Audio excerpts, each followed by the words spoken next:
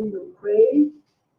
Altogether, it's supposed to become 50 in the next period, maybe not this year, or but 20 are supposed to arrive this year.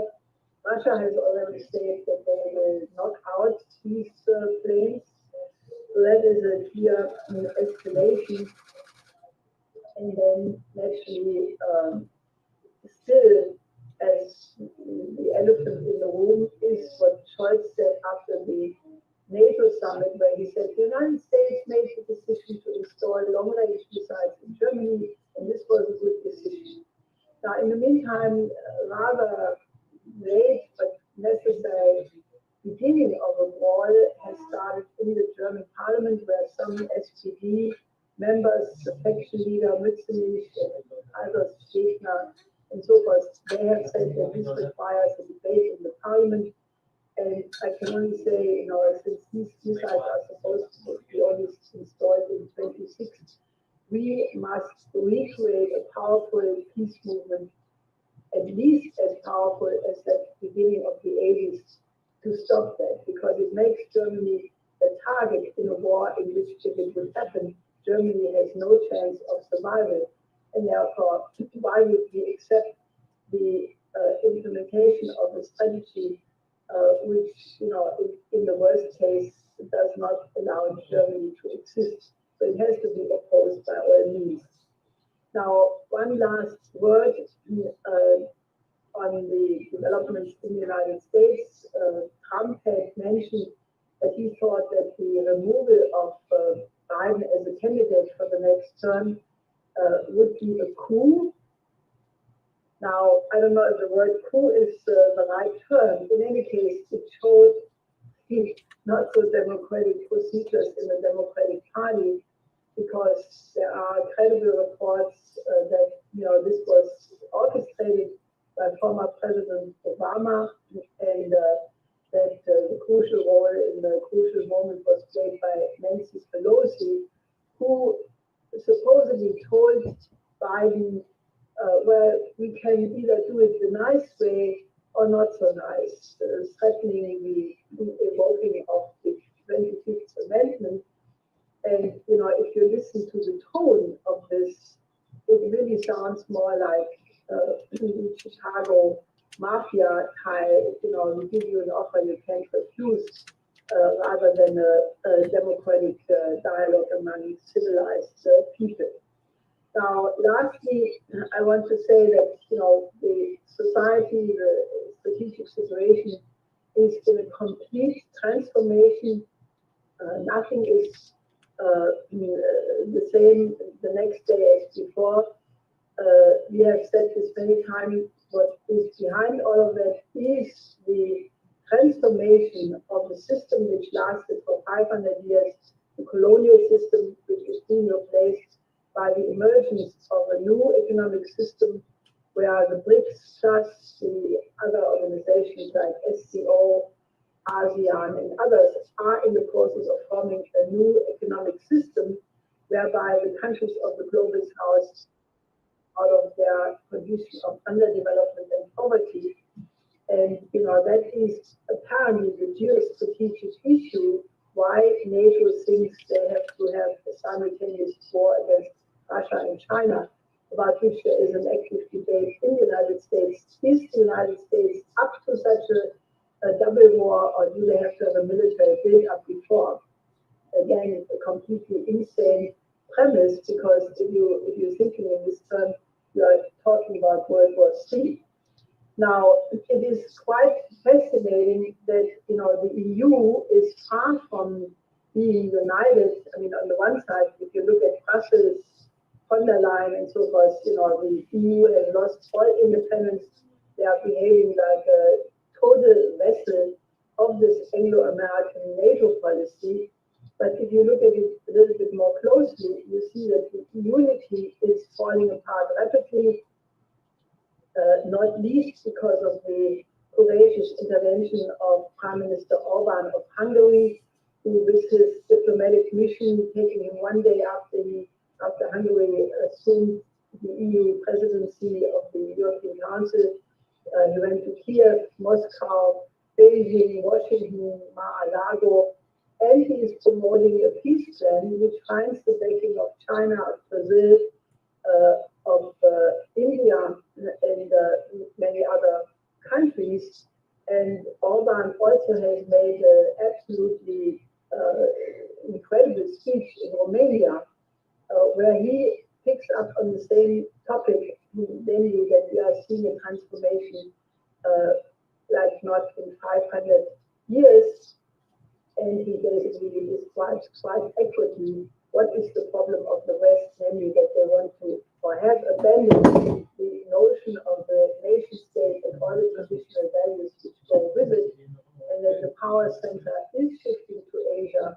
And he comes to a similar conclusion like what we discussed here many times, that the option out is to cooperate with this new system.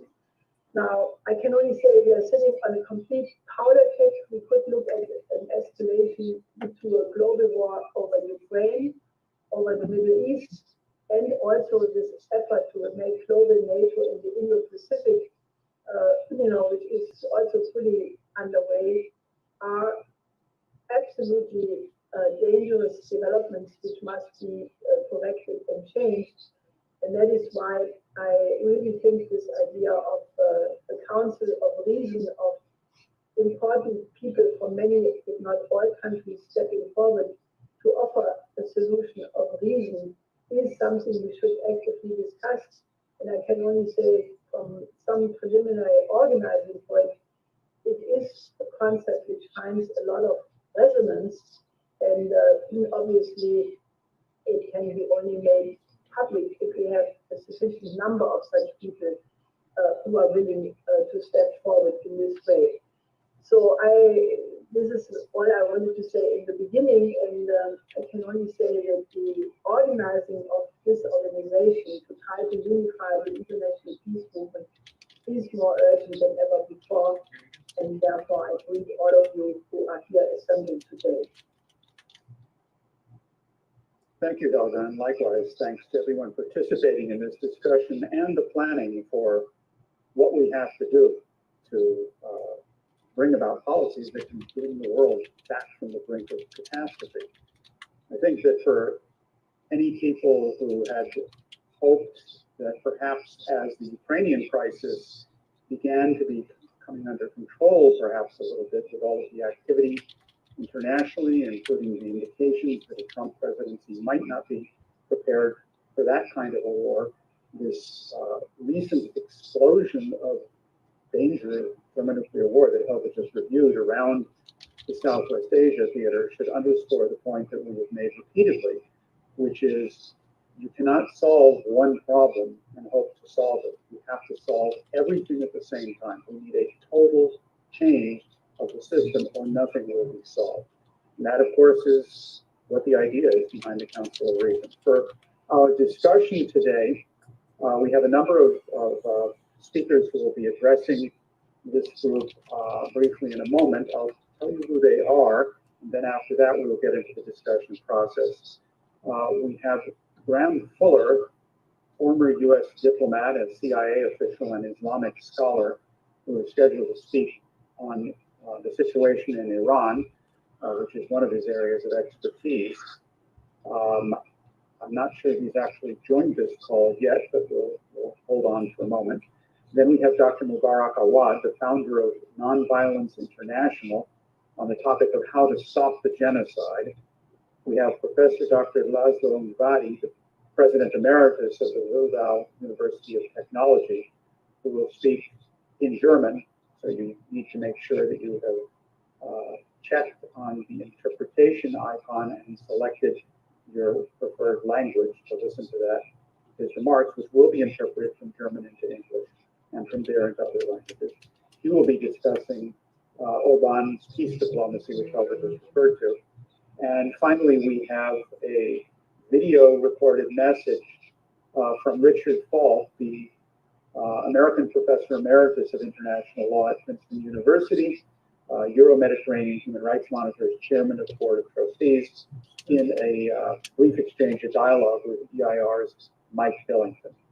So I believe, well, I don't see that Graham Fuller is on yet. Hopefully he'll be joining us momentarily. So let's right away go to Dr. Awad. Dr. Awad, you have the floor. Please unmute.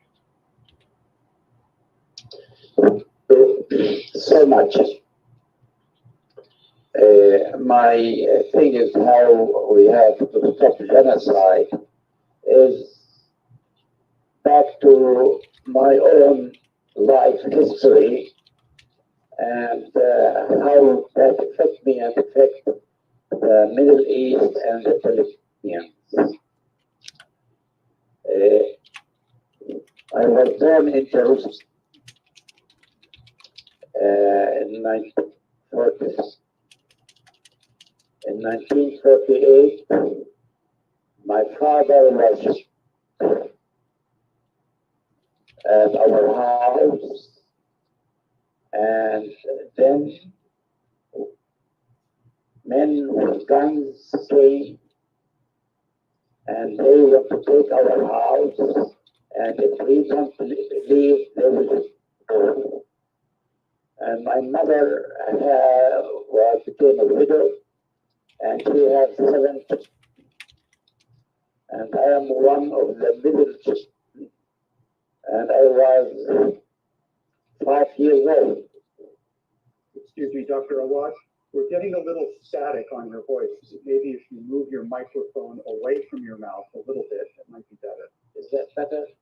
That's definitely better. Thank you. Thank you. I'm sorry for that. Not at all. Yeah. And being a Palestinian, many times we don't think that I'm unique or I'm different from others.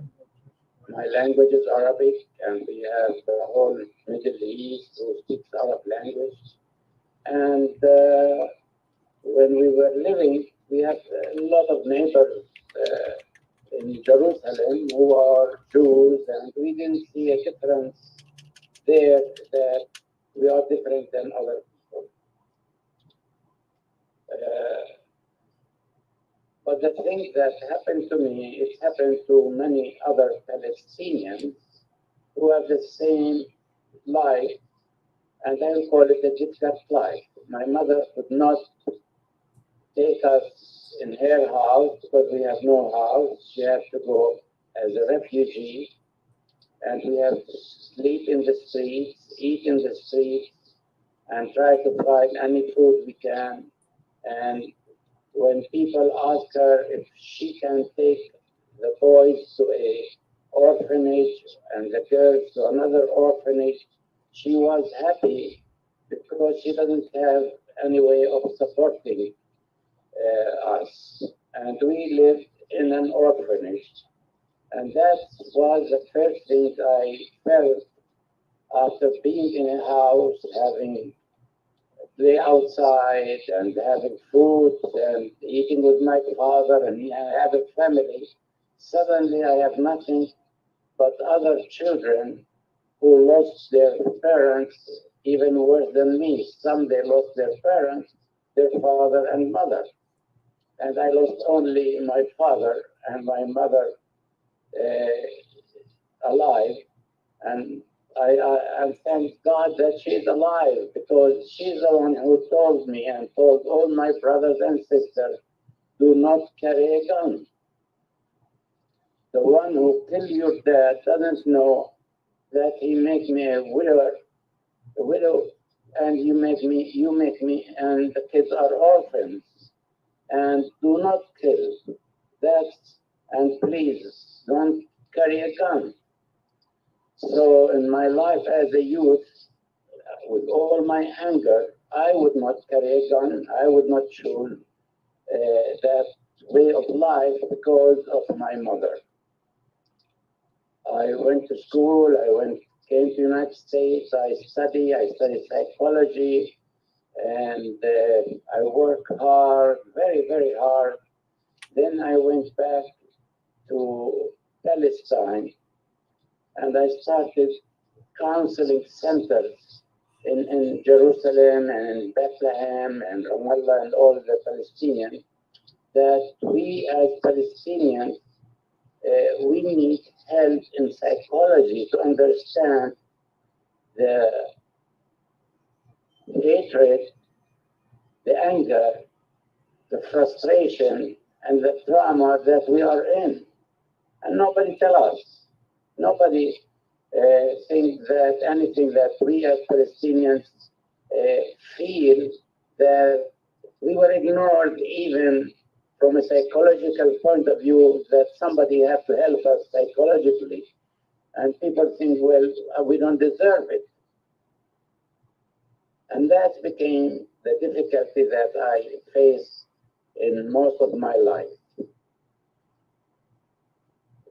Even I am now 80 years old, the death of my father, it's in front of my face all the time. And we bury my father in the house, and that affects me so much. But I cannot and I will not carry a gun. So I went to the other concept, to nonviolence. So when I went back home, I started a center, and it's called the Palestinian Center for the Study of Nonviolence. And I really want the Palestinians, even they are not Muslims and I'm a Christian, to see what kind of nonviolence we could use and how we were able to say that we as Palestinians, we don't need to use guns. It was difficult for me to say that loud and clear to the young Palestinian like me, because we always think that if somebody hit you, you have to hit him back. If somebody kill you, you have to kill more. And the culture becomes that concept of revenge. But also being a Palestinian, I question the creation of the state of Israel. Why in the heck that people come from Europe who are white, who have been persecuted, to come and take my land, my house, furnished, and then suddenly they have to make me a refugee, and I became the guilty one. If I resist, it doesn't matter violently or non-violently, then I am become the person who they say I'm a terrorist. So there is so much of the concept of being an Arab in a Muslim country, in a country that is being taken by someone who doesn't know my language, who doesn't know my food, and I'm a native of that land. And the people who came, they don't care for the natives. In 1948, they killed so many of us and kicked us out. In 67, they killed others and sent us out. And they don't want us to be there. And it's so dangerous to tell us, you are not wanted. This is our country. This is our land. And we don't want you here. We are willing to kill you, to destroy you, to make your life miserable, and do genocide. And we don't care what we do for you, because still the West is with us. The American is with us. The British is with us. The Australian is with us. The European is with us as Israelis. And that became a very difficult thing for me to start the whole concept of nonviolence when I see, even as a person who tried to teach nonviolence in Palestine, I was named in Israel the most dangerous fellow in Israel, and the Israeli government decided to deport me, to send me out. And in 1988, I was in jail for 40 days. I went to the High Court, but even the High Court, they say, you are dangerous. You are saying that the Palestinians have to use nonviolence against us. We want you out of the country. And I was out of the country as a nonviolent person. So I came back to the United States. I started Nonviolence International, trying to push hard again with churches, with organizations, with universities, with schools. And I taught for 25 years at American University.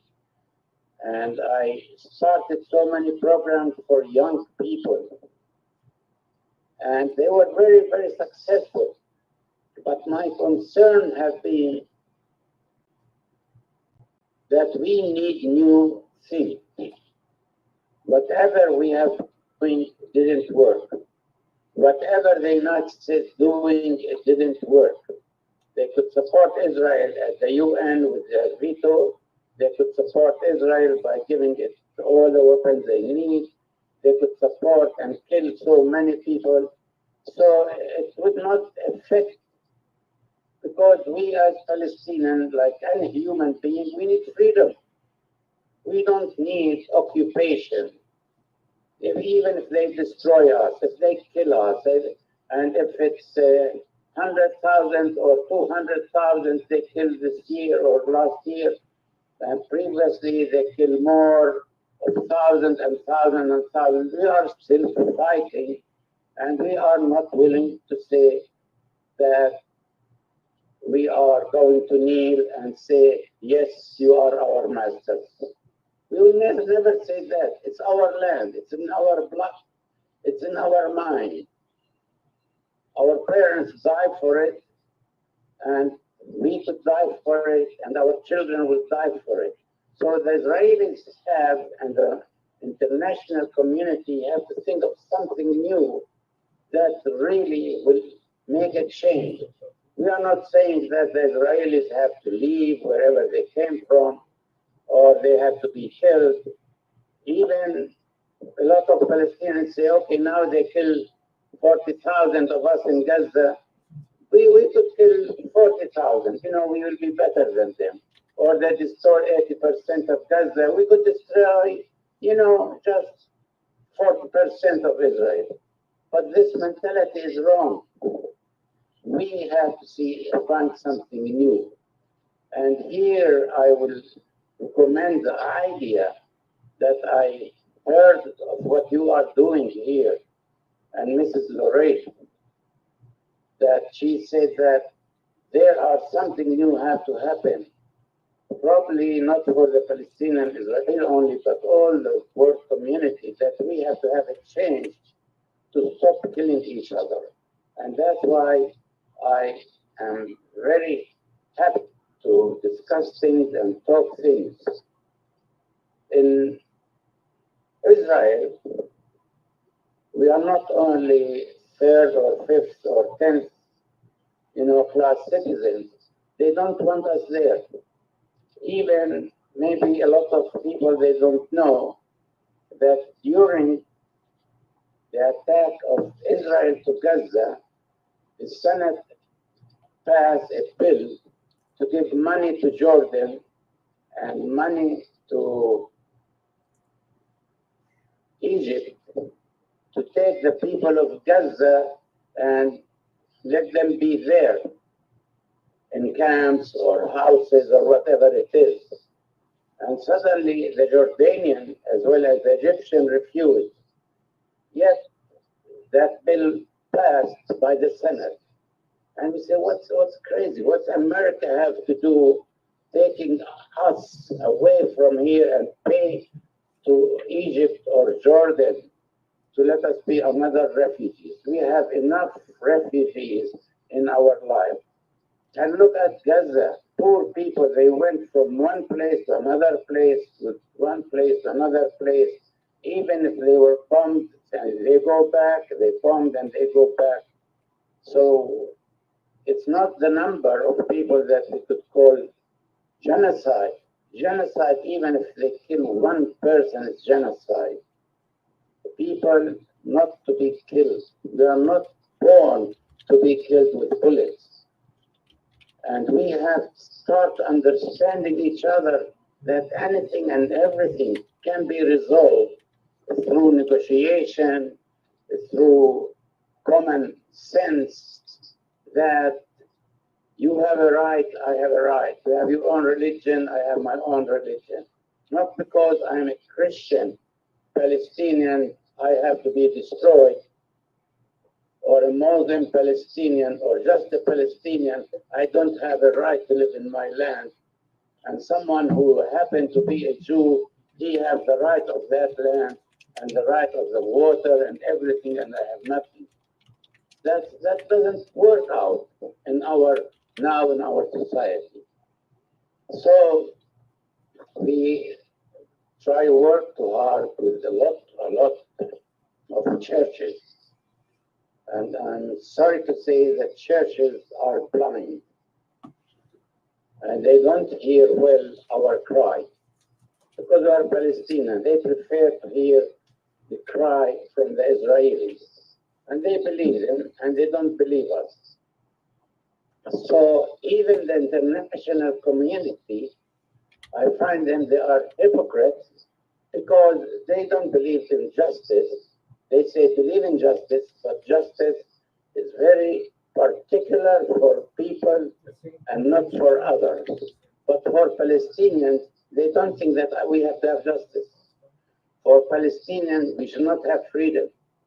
For Palestinians, we should not carry guns. For Palestinians, we should not have clean water. We should not have sewage plant.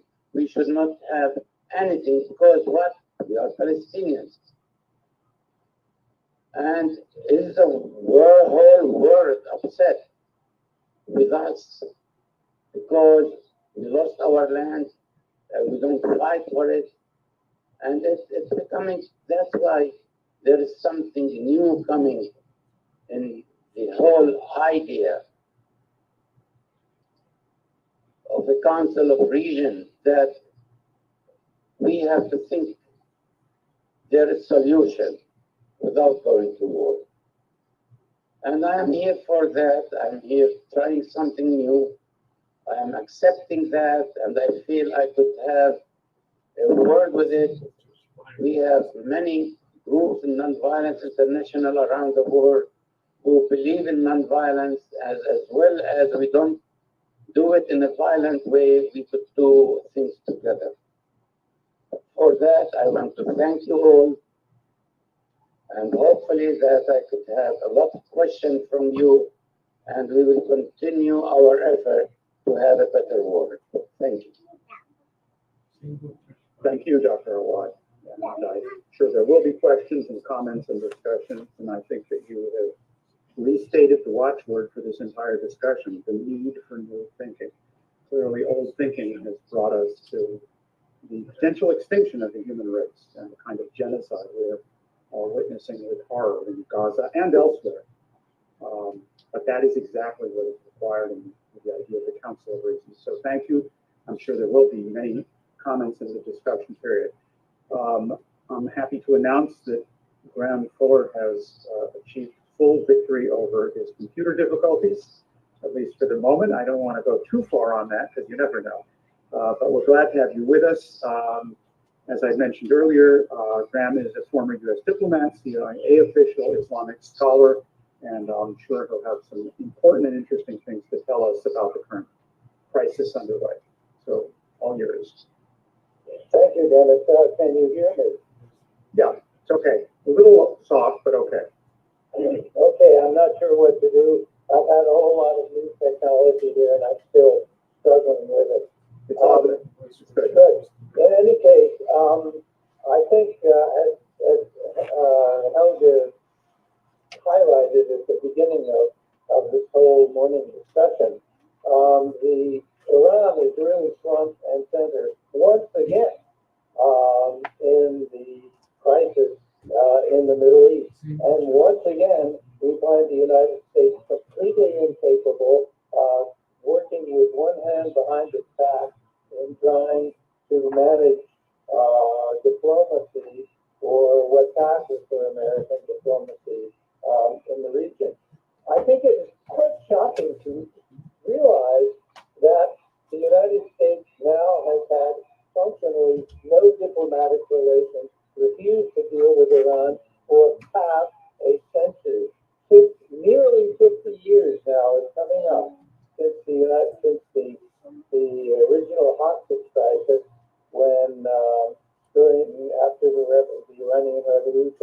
some revolutionary young student seized, I think, over 100 American diplomats in the American embassy, kept them hostage there for 44 days, and it was a long deal to try to finally get them released. Washington at that point, this was the second humiliation for Washington vis-a-vis Iran, because the first was the overthrow of the Shah, who had run a very tight, many might say brutal ship in Iran over many years, but he was a loyal ally. He was overthrown. So to add insult to injury, the young student seized these hostages and held them for what amounted to 444 days. This is important not because of the actual event, but because of the psychological impact on Washington. I think Washington has never forgiven, never gotten over the fact that a small, seemingly not so small, and not very, and seemingly not very important, but actually very important country in the Middle East had taken this initiative to rebuff the bases of American power in that country. So we have to remember that the part of the problem, most of the problem perhaps, is the United States psychological unwillingness really to come to terms with Iran. And at this point, we're beginning to pay a very, very high price. Iran arguably is the number 2 player in the Middle East today. Israel, obviously, both economically and militarily, number 1, but Iran having extraordinary impact over events in the region, particularly through its own allies and supporters. And I would add, even for Arab Sunnis who don't particularly like Shia, there's a lot of admiration for the guts of, in their view, the guts of Iran, excuse me, to stand up to both Israel and the United States. So there's a lot of sympathy for the area, even if people don't necessarily like Iranians as non-Arabs. So these are some of the realities that Washington has to deal with. I should add, if it comes to dealing with countries that matter in the Middle East, Turkey is arguably the second most important country in the Middle East in many respects. It is spoken out quite harshly against Israeli policy, and I think has much clout, even partially military clout, in warning off the Israelis against deeper attacks into Lebanon. So let's consider that these 2 most important nations in the Middle East are on the side of the issue that Washington does not like or support. So that is a reality that we are simply going to have to deal with. I should also, many might say, well, where is Saudi Arabia in all of this? And that's a very good question. I would have to say that Saudi Arabia, as a player, is not a significant player in all reality. But Saudi Arabia's power is strictly through its extraordinary economic clout as a result of its huge oil savings, huge oil reserves, and of course the fact that it presides over the annual Muslim Hajj to Mecca every year. But otherwise, Saudi Arabia and virtually every other Arab country in the region is simply too timid, too much disturbed about revolutionary implications of what's going on in Israel and Gaza to dare to put a foot in the water. The only exception here being the poorest country in the entire region, namely Yemen. Quite an irony when we look at that. So now I think it is probably imperative for Washington to recognize, acknowledge the stupidity, and I'll use that strong word, the stupidity of after half a century, nearly 50 years of refusing to deal with Iran on a diplomatic level. Iran is probably the most important key to beginning to try to unpack and pull apart this terrible dilemma that we see in the Israeli-Gaza situation. Obviously, Israel is focused, obsessed, I should say, even with Iran, because it acknowledges that despite the crazy, incredible American sanctions against Iran over a long period of time, that this has not had the desired effects from the American point of view. And Iran is still, even in military terms, a significant player, and becoming more so as it becomes more advanced technologically. So I think to fail, to refuse to deal with Iran on an open diplomatic level is a major failing, but much in keeping with the United States' inability to communicate on a regular basis with even more important states such as China and Russia, where essentially the American approach is to brandish weapons, to talk down, and to minimize contact with these powerful states. I think if the United States were to restore its diplomatic relations with Iran, there would be many advantages to be gained. For one thing, both Russia and China have improved their relations very significantly with Iran over the past 10, 15, 20 years. Iran has been joining the whole Belt and Road Initiative, wants to join the BRICS Initiative, other Central Asian, Pan-Asian initiatives are all Iran is involved with and will become more so. So from a simple-minded point of view, you could say, look, Washington, you want to give Iran over to the hands of China and Russia? That's a kind of a dumb question, but the kind of dumb question that perhaps Washington, West African strategist, listens to these days. I refute that kind of argument because I think it suggests that this is all a zero-sum game here. I think Washington would be diplomats, amateurs to every one of them, still think in terms of zero-sum game. That the enemy of my enemy is my enemy. What kind of primitive thinking is this when there's no reason why countries cannot have good relations, excellent relations, medium relations, poor relations, even no relations? But the idea that it's the enemy of my enemy is enemy of my enemy is my friend is really quite puerile and childish. So at this point, Washington would be able to gain a great deal more leverage over events in the region if it could talk to Iran and deal with the problems that it faces from Iran. Now, just to point out the obvious, why has the United States not, for such a long time, very long time, why has it avoided reestablishing relations?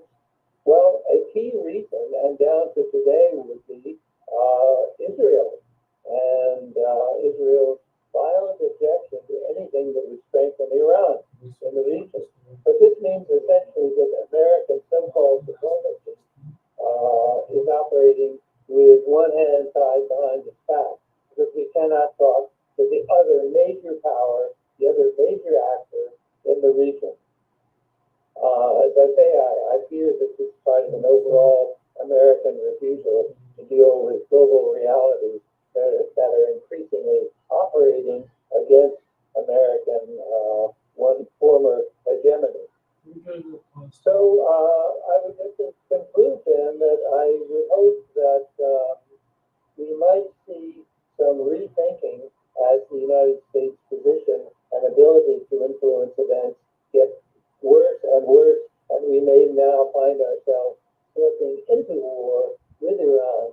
I think it's very clear, as Helga herself pointed out, that Bibi Netanyahu would love nothing more than to have the United States involved in a war with Israel against Iran. And one could argue that even the very pointed diplomatic insults of assassinating a major Hamas leader right in Iran itself suggests that same kind of thing. So anyway, I would like to be optimistic, but I don't know what it's going to take for the U.S. to overcome this obsession with its anti-Iranian feeling that has now spread quite broadly across most of American public and certainly Congress as a result of unrelenting American propaganda over the years. I don't want to suggest that Iran is a nice actor in all of this. Iran follows its own national interests. But certainly we need to break this knot with Iran if we are going to deal with the realities of the Middle East, the dangerous realities of the Middle East as they are today. Thank you. Okay, thanks, Ben. Appreciate that. In fact, on the question of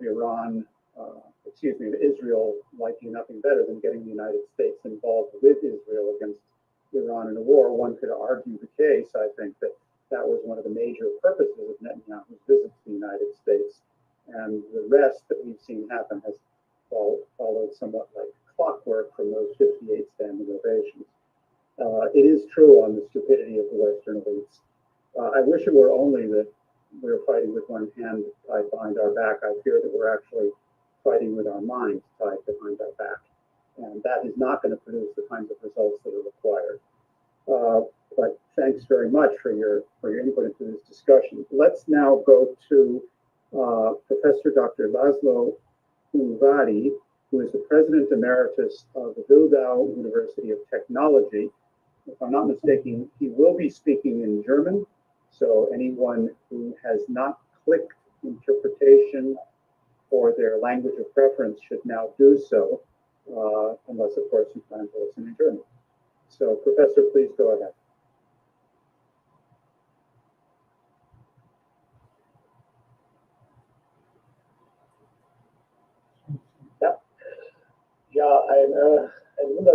Well, yes, wonderful afternoon.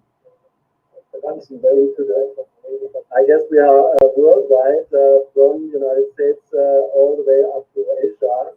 So we have different time zones. I was asked because of the war in our neighborhood and the peace development of our Prime Minister Orban. To my person, because I was not really introduced a lot. I was for more than 20 years the professor of the university in Bildau. I'm now retired. And 3 years I was the president. Also of the German university in Almaty in Kazakhstan. I am a very international person. During my work, I try to find partners and build communities all over the world, in Kenya, all the way up to China. That was a lot of fun, but it did a lot to me too. Therefore, what I'm aiming to say comes from my experience. First of all, to the question of war. War has, how should I say, surprised me a lot, but it saddened me a lot too, because I live in Russia as well as in Ukraine, as also in the Middle East. I have a lot of friends there, also in the Arab Emirates, And for me, it was, unthinkable that in our neighborhood in Europe, we have a war between Christian nations, which means that is really not hard to a lot to digest. And I'm of the meaning that, as people said before me, I'm of the opinion that we have to try through such dialogues as we have right here with 192 people all over the world through consultations and discussions, because peace, which is created through weapons, is not a real peace. We saw that in history at the example of the First World War. The peace contracts became the reasons and the sources of the Second World War. And therefore, I'm for talking with each other and not raising conflict. But if I have it right in mind,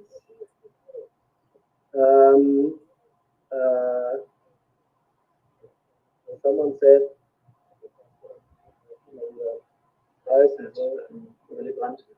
peace is not everything, but without peace, we have nothing.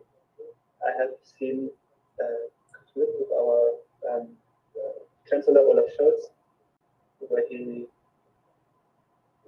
stands up there and he giggles around. How is it possible to have to make peace without weapons?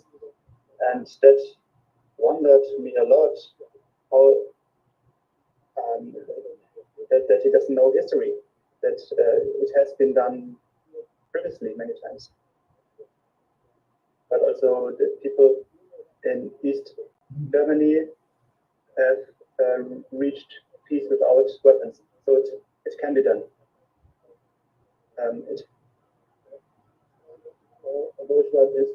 The Green Party, who are currently the biggest warmongers in Germany, they have been the peace party, and they obviously have forgotten that. Coming to Orban,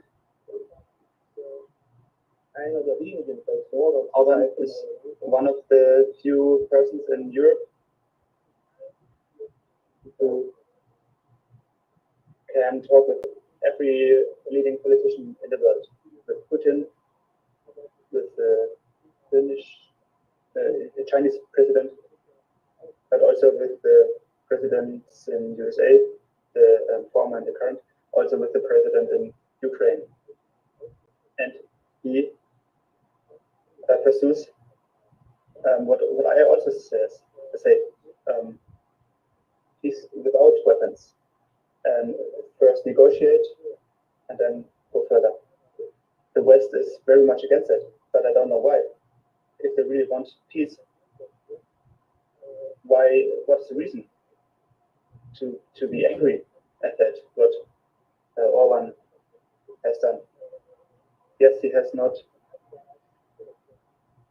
consulted with us before, or like the Polish President Tusk said a few days ago.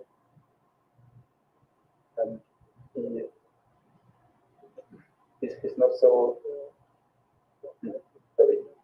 And this attitude of the West and also of the German government creates in me the impression that people in the West don't really want peace. And this can be proven, because when we see what are the real reasons for war, it's always money.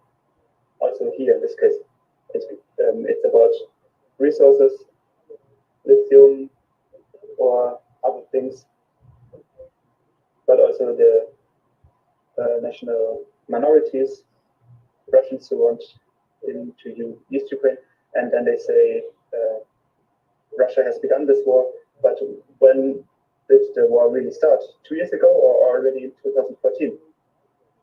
These are questions that are not being answered honestly in the West. Orban has nonetheless moved things because since his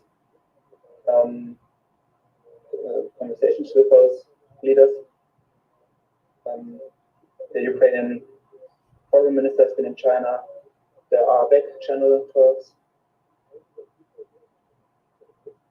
and I think that those back channel talks are going in the direction of peace. So that first step that he has made has obviously done something, and I think the time will speak for him. There are ever more supporters of peace. The Western Union is more and more not really union. And when we see that ministers of other countries write Orban, yes, please do like this, but then they when they have to vote, then they vote with the war party. So they are not really courageous. They don't vote what their own opinion is. So I think Orban has done that. This was necessary, and I think there will come some more steps into the direction of peace. Helge has also said something before in a philosophical or pragmatic speech in Romania, and that was for me when I first heard it was hard to stomach, because he said we are on the way from one world order to another world order, and I and many others have only lived in one world order that was dominated by the dominance of the West, economically and politically. Now we are on the way to being dominated by states of India, China, Indonesia. These were those countries that Orban has mentioned in his speech. And the BRICS, they seem to really support that idea. So we have the situation that a part of the world cannot live as they have done in the past in the West, and another part of the world, the bigger part of the world, doesn't want to live as they have in the past. And that's the situation we have to be conscious about. I think and I believe that one day we will look back at those activities of Viktor Orban in a positive way, and we have to, until then, we have to do what we are doing right now. We have to come together and talk. We are currently 192 people here in this call. If we talk together, then we get to know each other, and then I have built so many other parts of the university in other countries, because it's so important to talk with each other, to get to know each other. Because I think that's the basis to not have wars anymore. It has not succeeded so far, but I still believe that. That's why I'm here. I wish you many more success and fun here, because I'm also in parliament, local parliament here. I have to go soon, but I'm really, thank you for being here. And Dr. Abbott, you are already 80, but you look really young for your 80 years. So thank you very much. Uh-oh, I hope we're not going to start a confession of years of age among us. No, but thank you very much, Professor Mbari. I should add that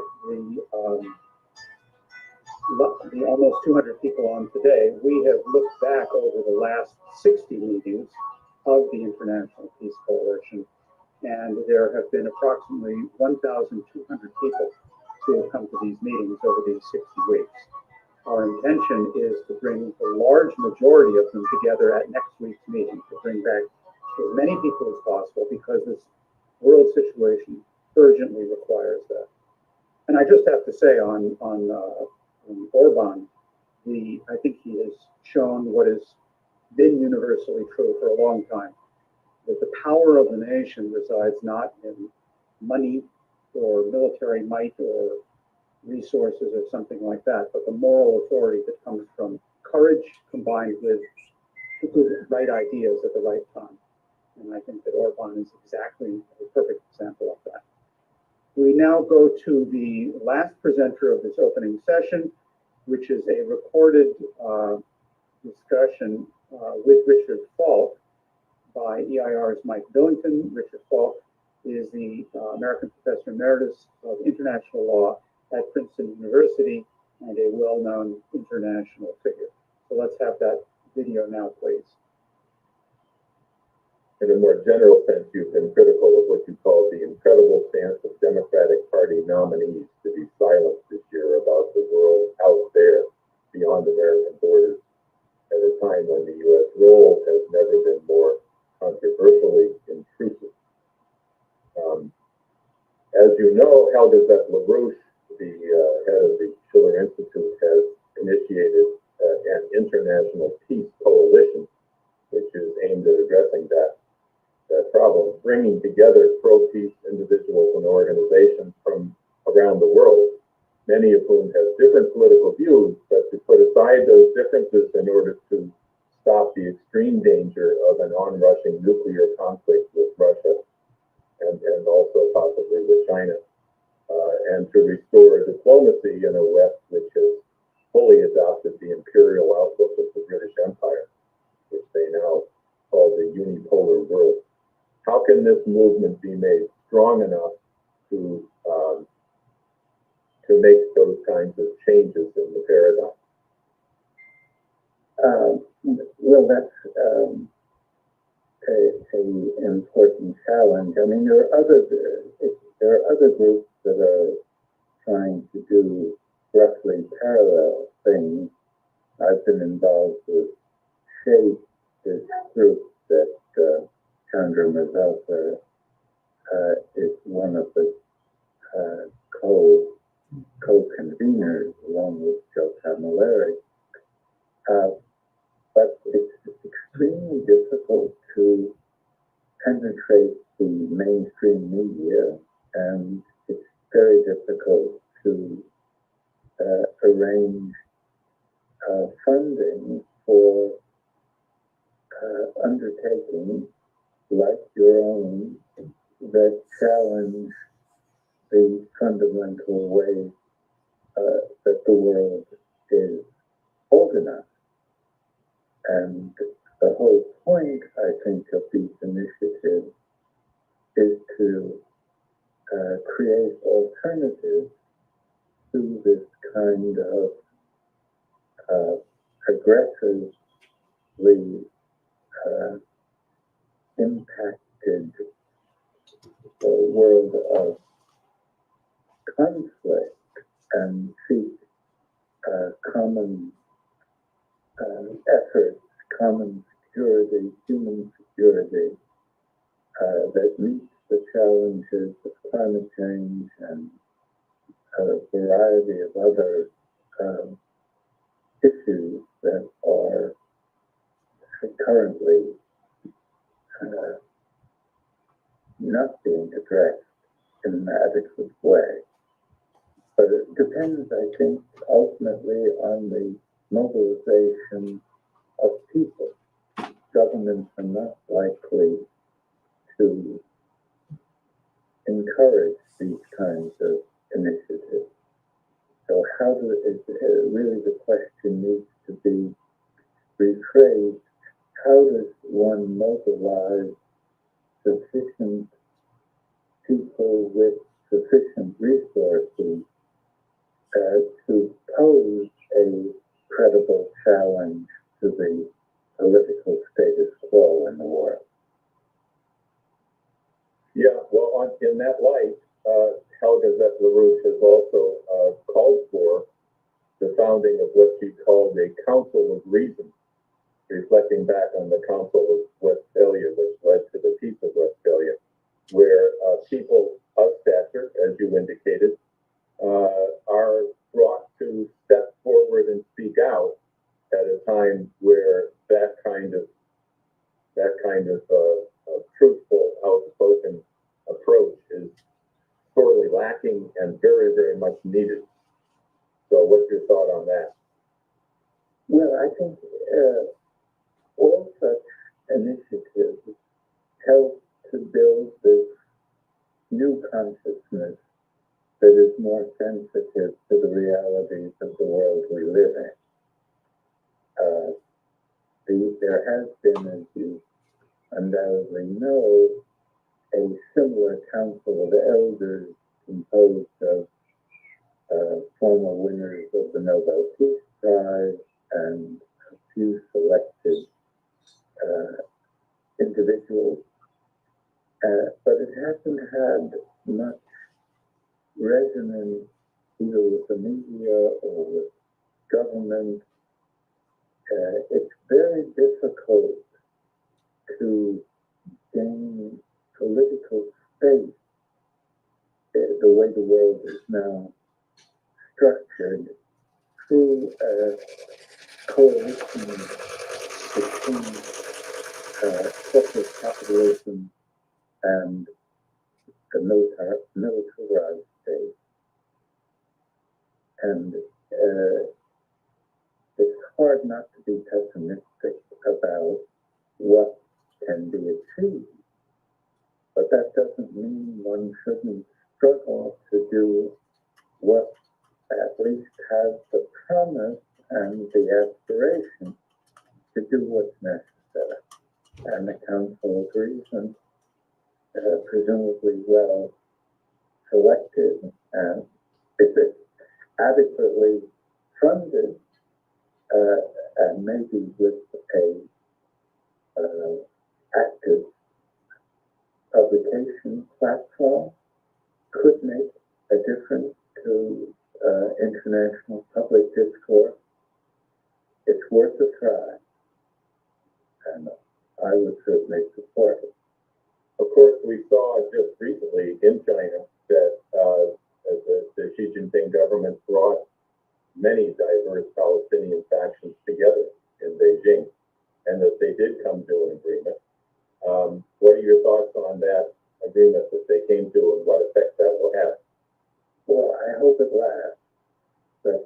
I mean, there have been prior attempts, mostly in the Middle East, mostly by Egypt before its present government, and none of them have lasted. There is a lot of hostility between the PLO, Fatah, and Hamas. It relates to the religious secular divide and the difference of personality. It was encouraging to me that Mahmoud Abbas, the head of the Palestinian Authority, condemned the assassination of Haniya. And that, I think, was an early confirmation of the importance of this Shanghai Declaration, not Shanghai, Beijing Declaration, and the successful at least temporarily successful effort at bringing these Palestinian factions together. And from the Palestinian point of view, unity has never been more important as a practical matter to achieve and sustain. And their entire future probably depends on being able to have a more or less united front in seeking post-Gaza arrangement.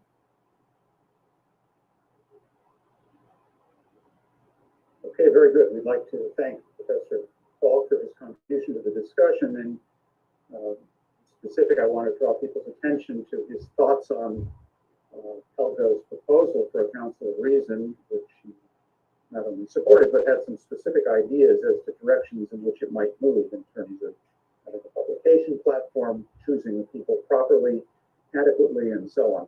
I'm sure these issues will come up.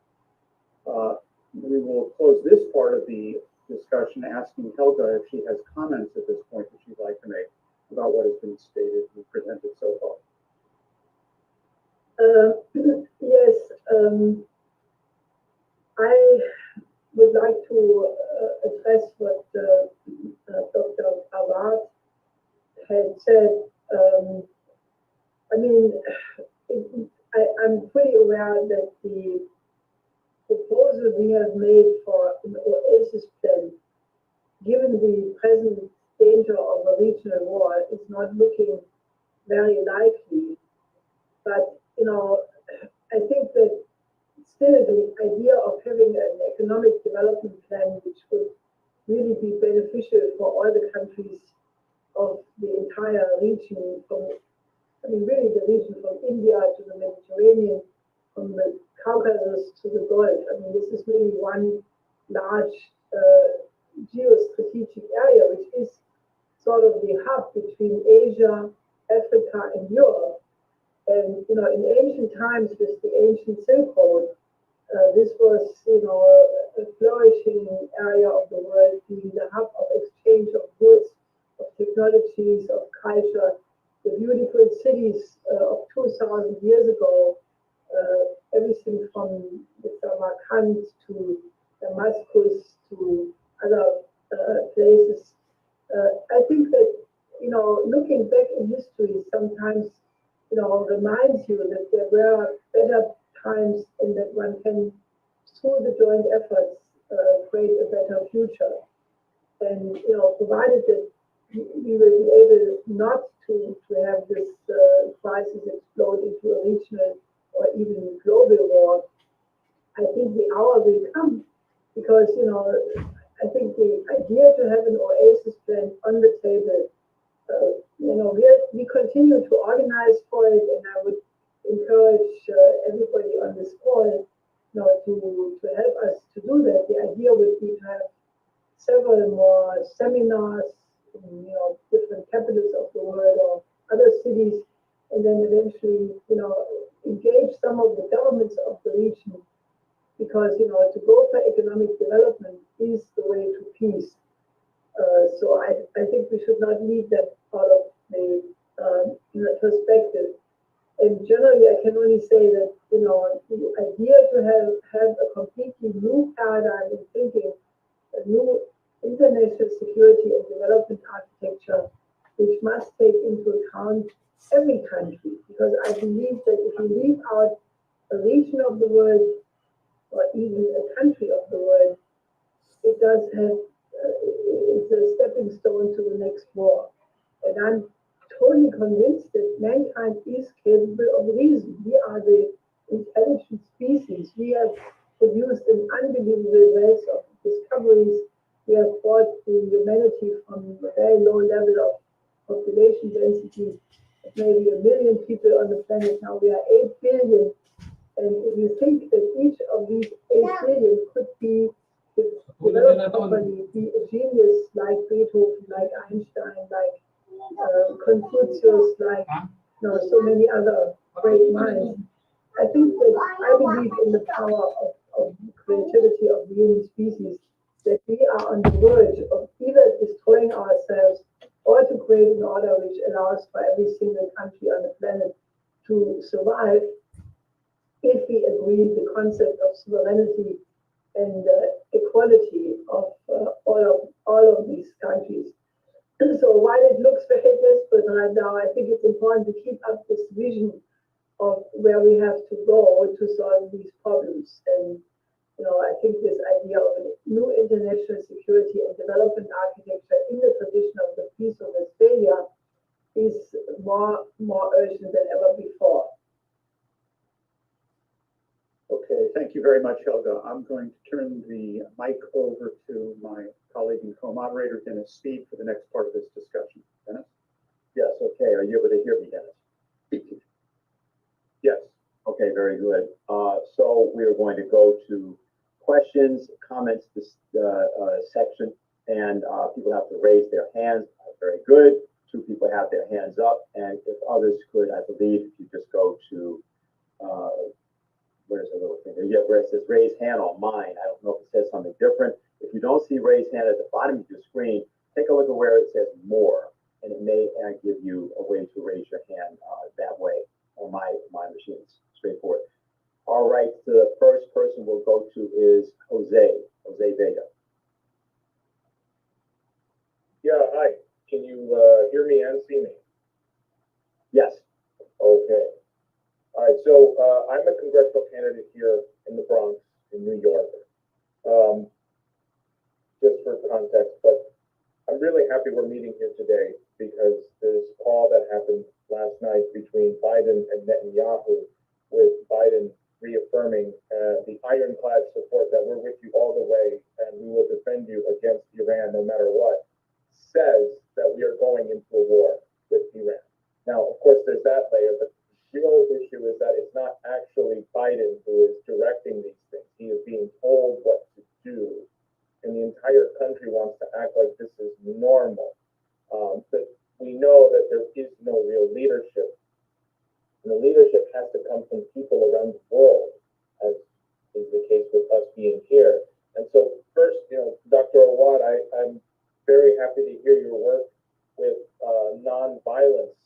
We had attempted a few things here in my state, here in New York, around nonviolence. And I would like to talk with you more and work with you on bringing nonviolent action here to the Bronx. There is a very sizable Muslim population here, composed of different countries. Some of them are Yemeni, some of them are from Lebanon, some are Bengali, different countries that make up this space. And I think a useful intervention from you, working towards nonviolence in this community alone, where the congressman of this area is known for being one of the biggest supporters of the ongoing genocide and slaughter and for war with Iran, I think would be extremely powerful. Just the context of people, this area of the Bronx is considered to be the poorest district in the country. And if this district stood up and demanded peace worldwide, I think that would have a great effect. And I think we could do that with your help, Dr. Awad and Helga. To be honest with you, I have people who've been writing to me this morning that are getting pessimistic. How the hell are people supposed to maintain a sense of something can be done right now? It just seems like war is inevitable at this point, and nuclear war is inevitable. What is the intervention that people need to be doing? So those are just two questions. One to Dr. Awad, or maybe more of a statement to Dr. Awad, if you'd like to respond, and one to Helga. Thank you, Jose. I'll be more than willing to have people from our Nonviolent International to come to the Bronx, and we could talk when and where and how. I'll be great to meet all those people you mentioned and discuss the whole concept of that. I'm with you that even in the darkest time, in the area which is the worst area, if they will rise from the ashes and tell the world we need peace, the world have to listen to them. Thank you.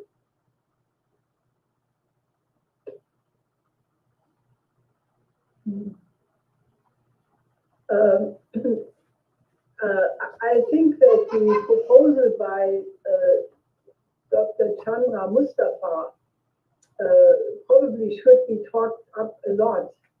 I mean, he has made a resolution by, referring to this clause in the UN that if the UN Security Council is blocked because, which we have seen clearly in the last several months because of the continuous veto of one or more powers, then there is this possibility to bring the entire discussion to the UN General Assembly.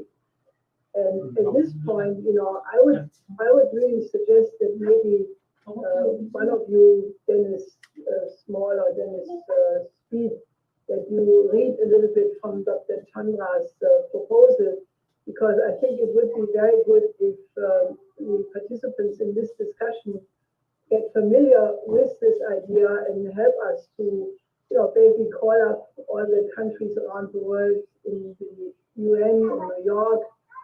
We could even have a resolution coming out of this meeting endorsing Dr. Chandra's proposal, which we could distribute to all the UN missions in New York. Because I think, the situation is so absolutely desperate in Gaza right now. The figure I mentioned by Professor Mersheimer of 250,000 people already, the 39,000 only refers to the people who have been counted, but how many more are under the rubble who have never been found, and people have been driven from one city to the other one, always in terror, and it's an extermination policy what we see. And given the fact that the issue of what could come out of a general war in the Middle East does touch upon the fate of all of humanity, I think it would be very urgent to have the UN General Assembly, and that would, in my view, also be, the way to what Professor Park was addressing, that you don't get into the mainstream media, but if you get in the UN General Assembly, then you do have the world public, and that could also be the premium to decide on the Oasis plan instead of the present war scenario.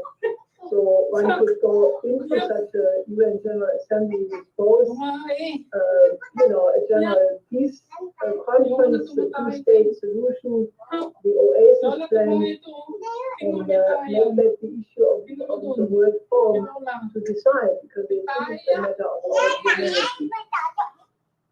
Well, I'll read part of it now, Helga, just so people have said so. Chandra Mustafa, president of the International Movement for a Just World, and he posted his letter to all the heads of all member states of the United Nations.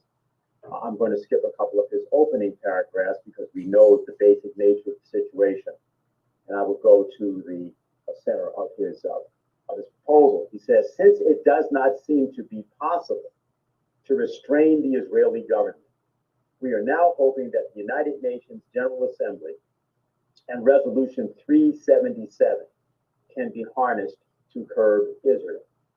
The UN General Assembly, as you know, can be asked to act if the UN Security Council has failed to overcome a prolonged conflict. A special session of the General Assembly can be convened, and it can take a vote on the capacity in Gaza and Palestine in general. It is our hope and the hope of many other citizens all over the world, especially the non-governmental organization World Beyond War, the initiator of this global campaign, that your government will give wholehearted support to the proposal to adopt Resolution 377 or the Uniting for Peace resolution.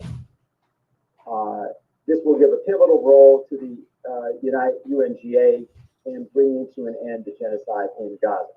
Uniting for Peace can not only impose an embargo upon the flow of arms to both Israel and Hamas, the Palestinian resistance group, it can also disarm both parties to the conflict and send a huge number of unarmed peacekeepers to Gaza, the West Bank, and East Jerusalem.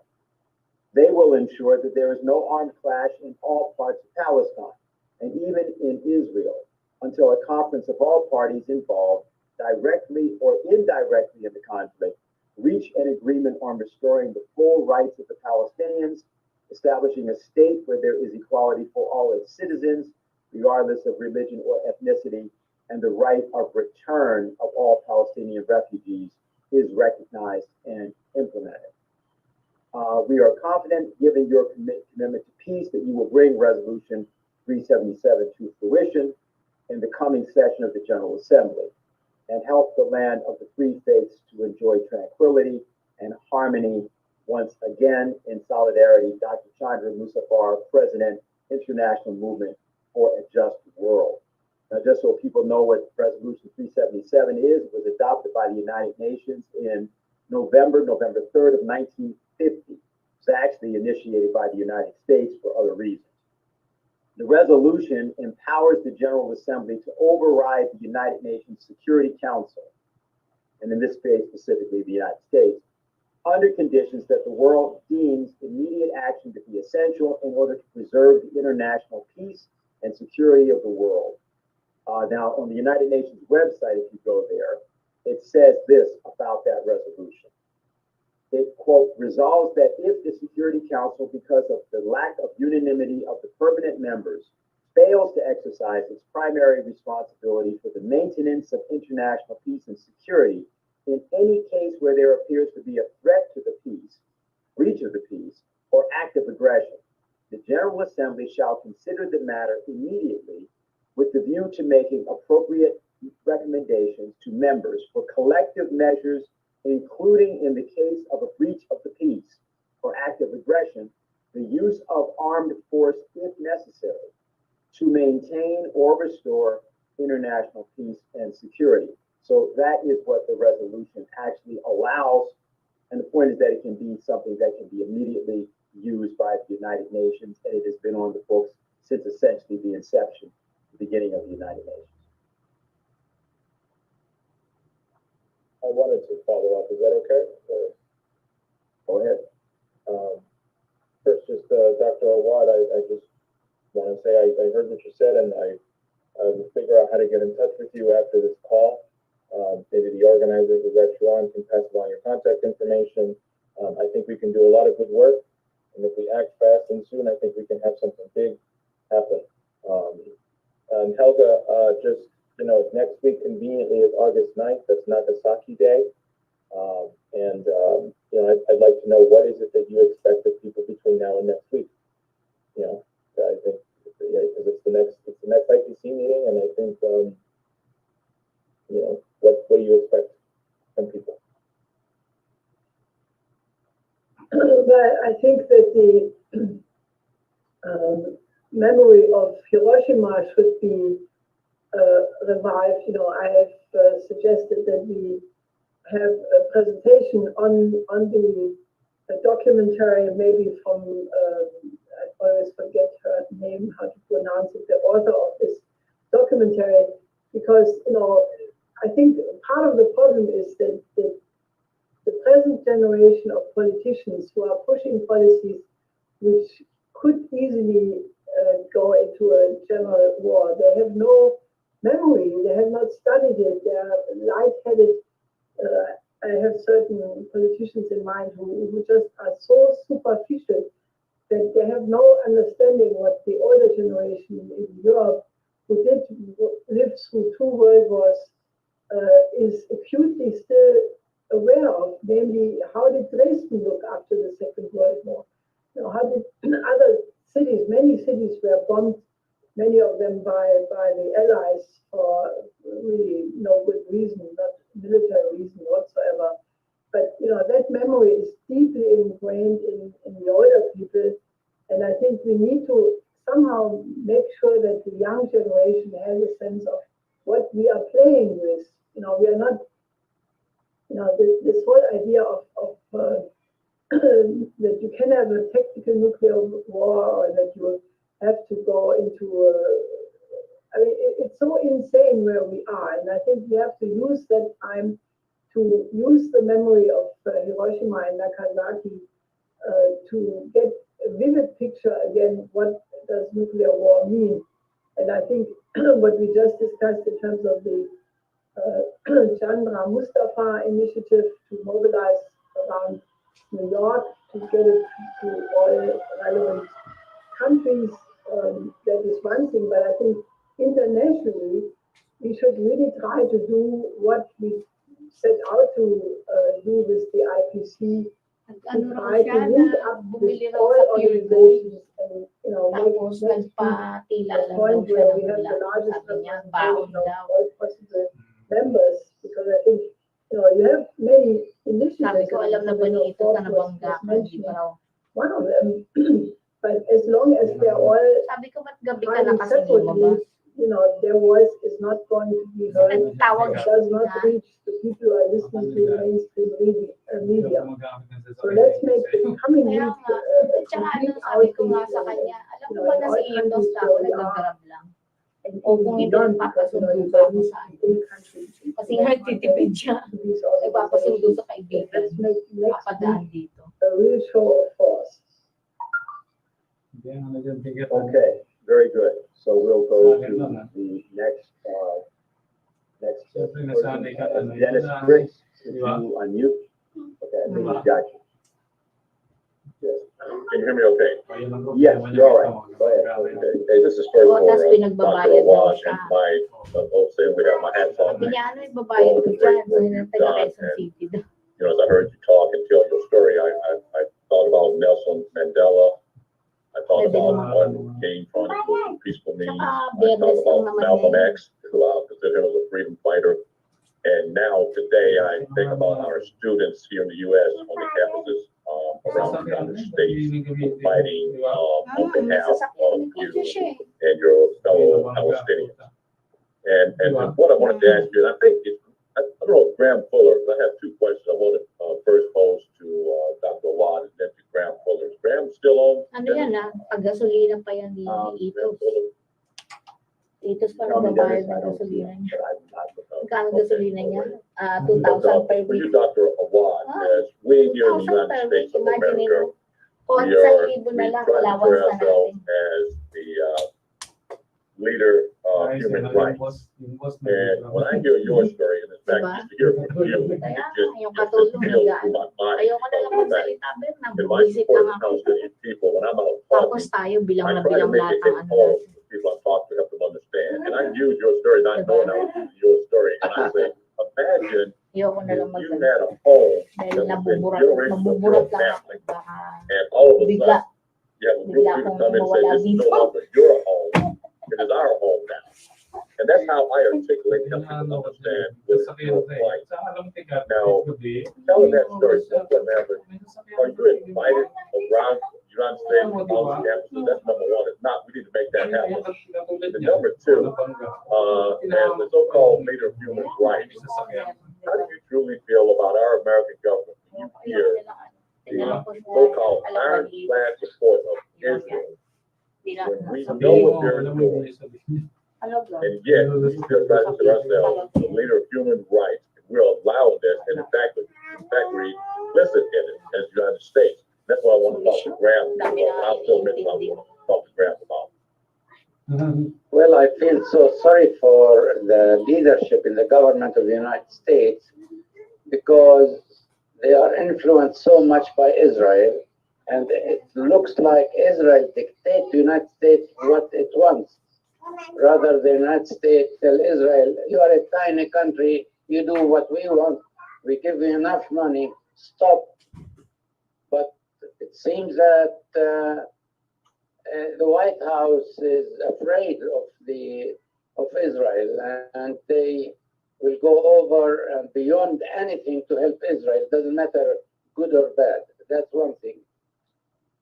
With the students in the United States, everywhere on campus, to support the Palestinians, that showed me that the American people are open and they are smart enough to know what's justice and what's right and what's wrong. And I praise them. I really fully adore this enthusiastic, even those who are students who are Jews are also with the Palestinians. They want to stop that war. And that is American spirit against discrimination. It doesn't matter who they are. We have to stop that, and we have to be better people, but not only in the States, but all around the world. We don't need to build bases around the world to show them that we are bosses of everyone. This concept of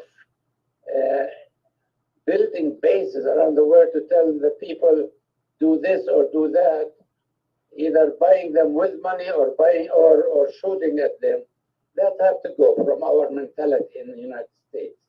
We are not that people. We are not built ourselves economically on only making weapons and distributing weapons to everybody so we make money for other people to be killed. And that's sad when we talk about justice. We talk about freedom. We talk about democracy. Then on the other hand, we have a bad chapter, dark chapter in our history that doesn't fit with what we preach. And that hypocrisy has to stop. And I agree with you. And Dennis, can I go into my second part, which I would have mentioned to Graham and Dr. Watt? You mentioned what I was going to talk about when Graham mentioned about Israel and its hold on our government. And the one thing, everything is so-called the buck stop here internationally. The hold that Israel has on the United States, it is very troublesome. And the only way I think we're going to prevent that, and I was going to, give Graham, but let me just mention this. I am part of the Eisenhower Media Network, for those of you in the audience, and I'm the director. And we promote peace and diplomacy versus war. And we consist of national security, former leaders and advisors, and we received the T-shirt. I wrote a book called Deadly Betrayal, The Truth of Why We Invaded Iraq. And it goes back to us being complicit in that. And that was a war on behalf of Israel, indirectly against the Palestinians. And that's what drove me to this arena of trying to stop future wars. Now, I say that to say this. The only way that we're going to change this, and I've been saying this in previous meetings, is that we're going to have mass demonstrations. Now, we here on this call, we are experts, we have experience. That's why I was going to mention, Graham has been part of the CIA, me, spending half my life in the Pentagon, and all the historians on here and former government officials. We're going to have to go around our government, because here in the United States, I'm just being candid, our government is bought and paid for by the Israeli lobby. At one time, it wasn't fashionable to say that, but we got to say that right now. Our government in the United States of America is bought and paid for by the Israeli lobby. And in order to get around that, we're going to have mass demonstrations to educate the people. That's the only way around it. I wanted to get Graham's thought on that, but Dr. Watt, I want to get your thought on that. The buck stop here in the United States of America is the so-called leader of the Western world.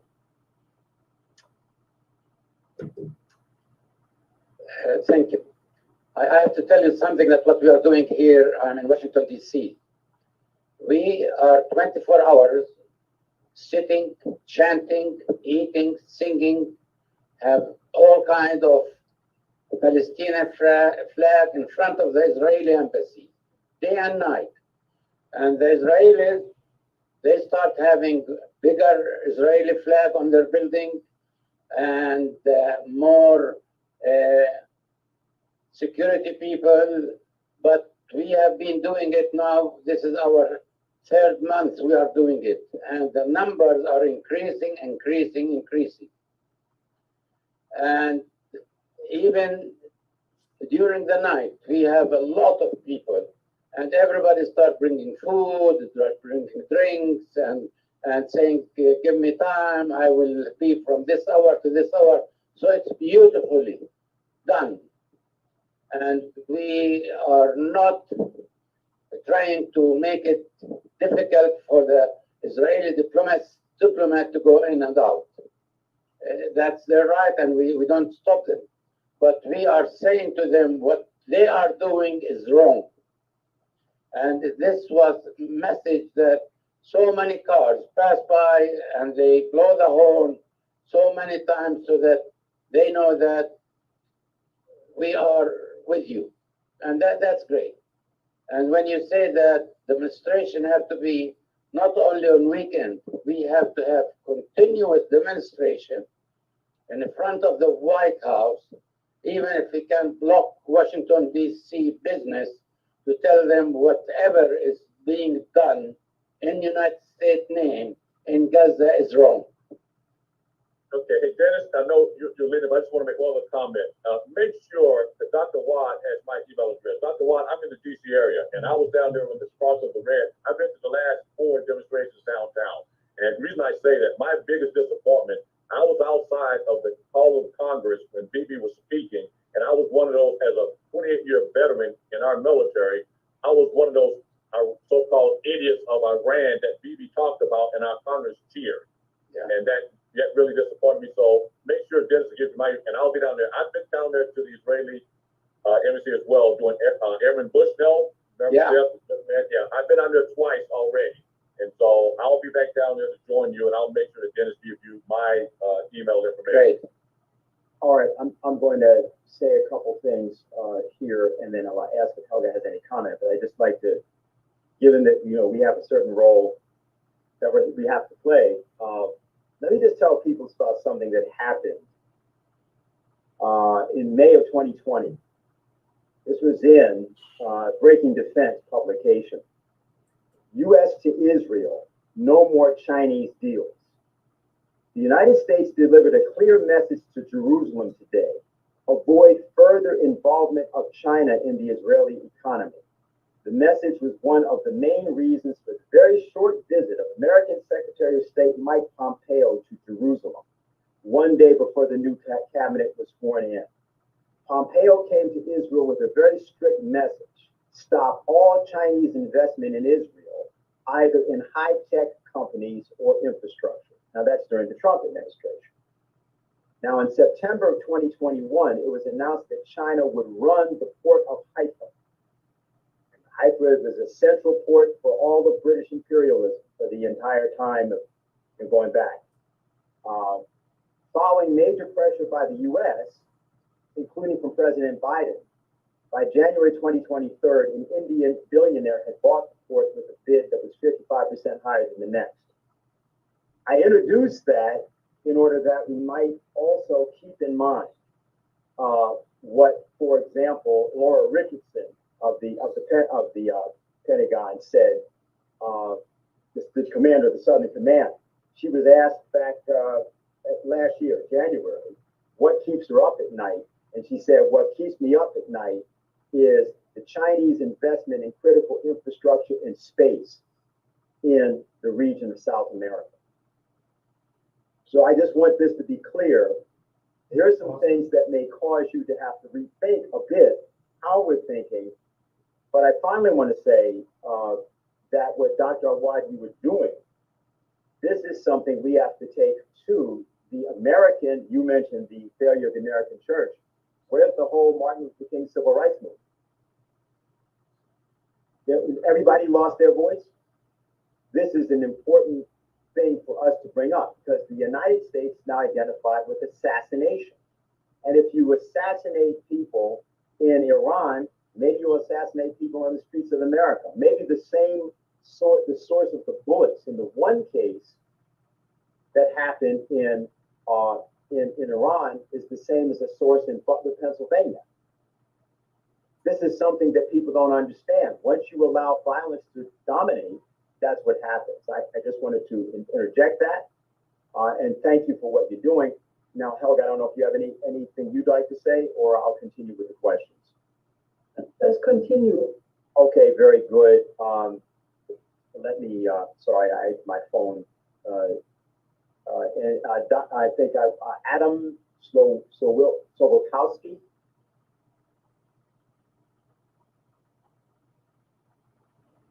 Okay, I'm unmuting you. Please unmute.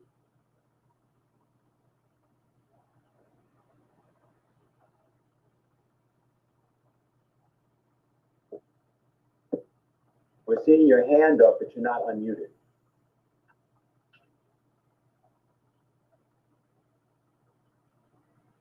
Okay, let's go to Lizzie. Since we can't get him, we'll come back to you when you're able to unmute. Hi everybody. I can't figure out how to switch my camera on. So, I wanted to ask Helga about her remarks about we should mark the days 6th to the 9th of August, Hiroshima and Nagasaki.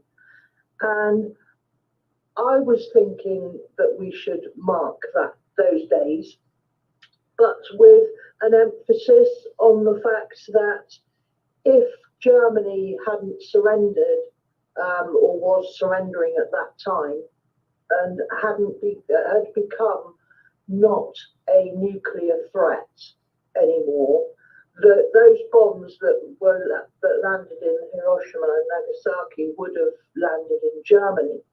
So, do you think that we could make a huge matter of that so that we can bring to people's attention in Europe that their support for the American and Israeli genocide in Palestine, that we can make them aware that the Americans would very easily kill the Germans too. Thank you.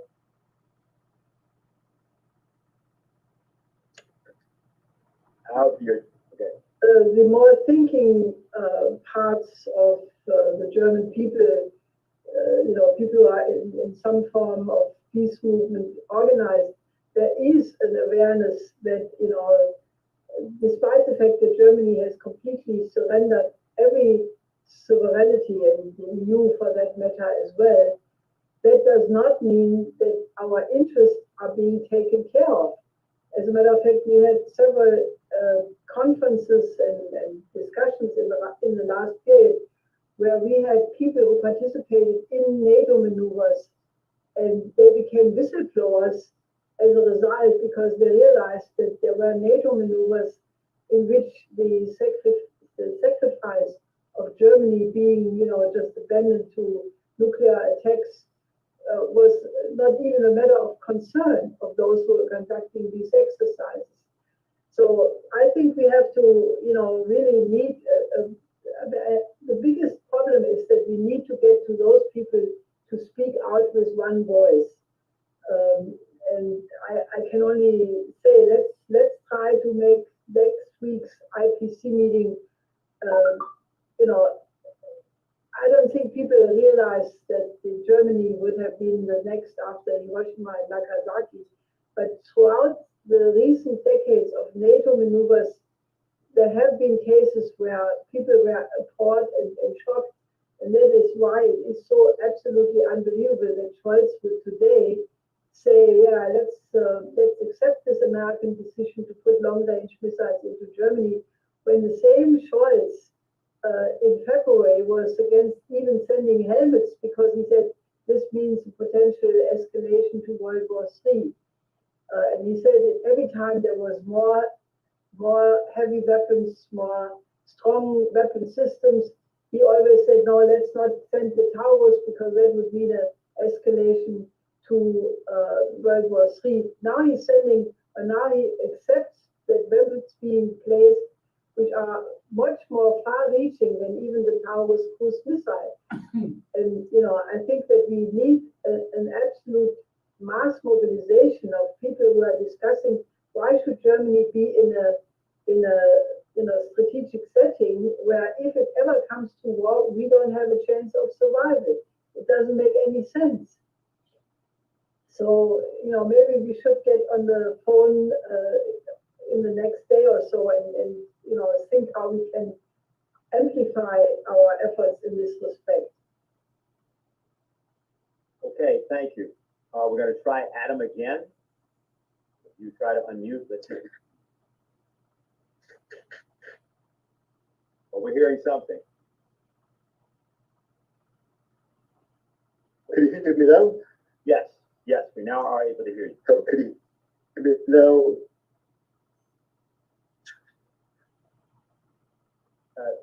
You're going in and out if you speak. Oh, good.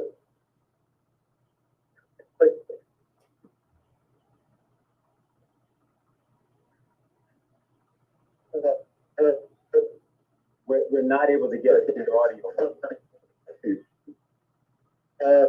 Well, first of all, I want to congratulate Dr. Awad for his really. Okay. Go ahead. You said you wanted Can you hear me now? to say Dr. Awad for something. If you didn't get it right. Oh, yes. Yes, I want to congratulate Dr. Awad for his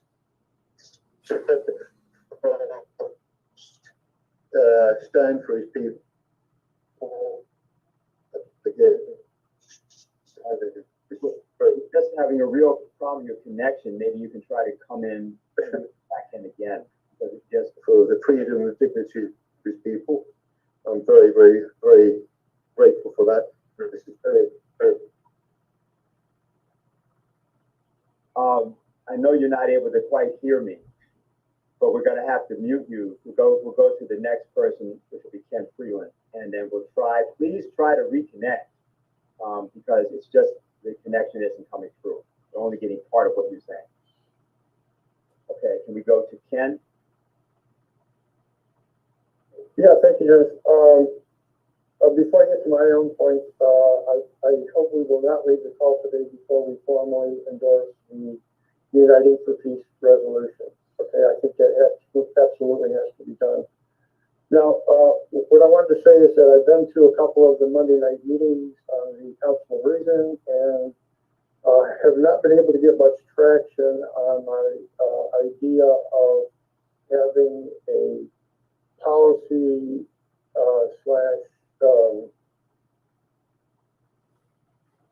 policy formulation function for the council. And I do want to thank Richard Falk for bringing the point up about a publishing platform for the council, because I think that is the key to affecting policy changes, which is, after all, what we really want to pursue through it, I believe. And so, if you take the example today of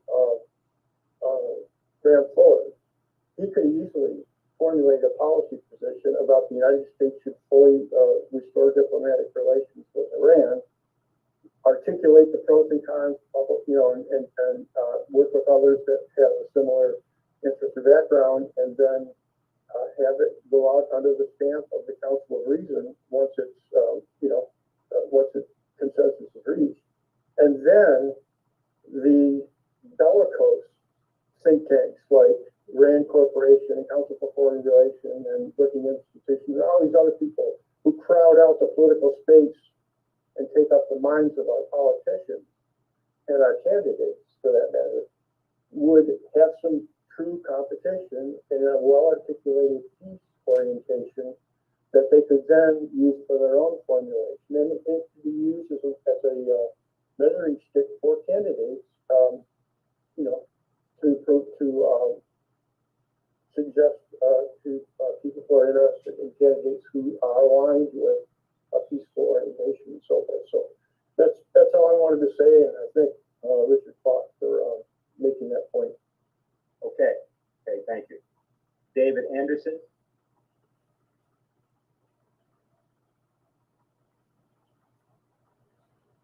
And then using Hi, go ahead. Hi, I'm David Anderson from co-director of News Presenter and the author of the book The White West Look in the Mirror. And this is mainly some reaction of support to Dr. Awad comments about the fact of the difficulties faced to the society. And I think the issue, my point of view, is the notion of the colonialism culture of the White West, who is not really, it's a mindset that's been building for hundreds and hundreds of years. If we see the comments of Napoleon in criminality, to see the development of the nuclear weapon, and the comment of Canadian Foreign Minister Mackenzie, who said that it was better to abuse the nuclear weapons against the Japanese than against the white face of Europe. So all of this, and your comment, Denis, about what the Chinese have tried to do in Israel, and how the US has been intervening.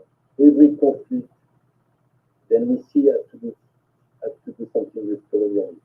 And I think the problem is in Europe, we see more the danger of climate change, and we are more aware of it and ready to change our lifestyle and go biking to work and don't use plastic bag and protest on Friday and so on and so forth.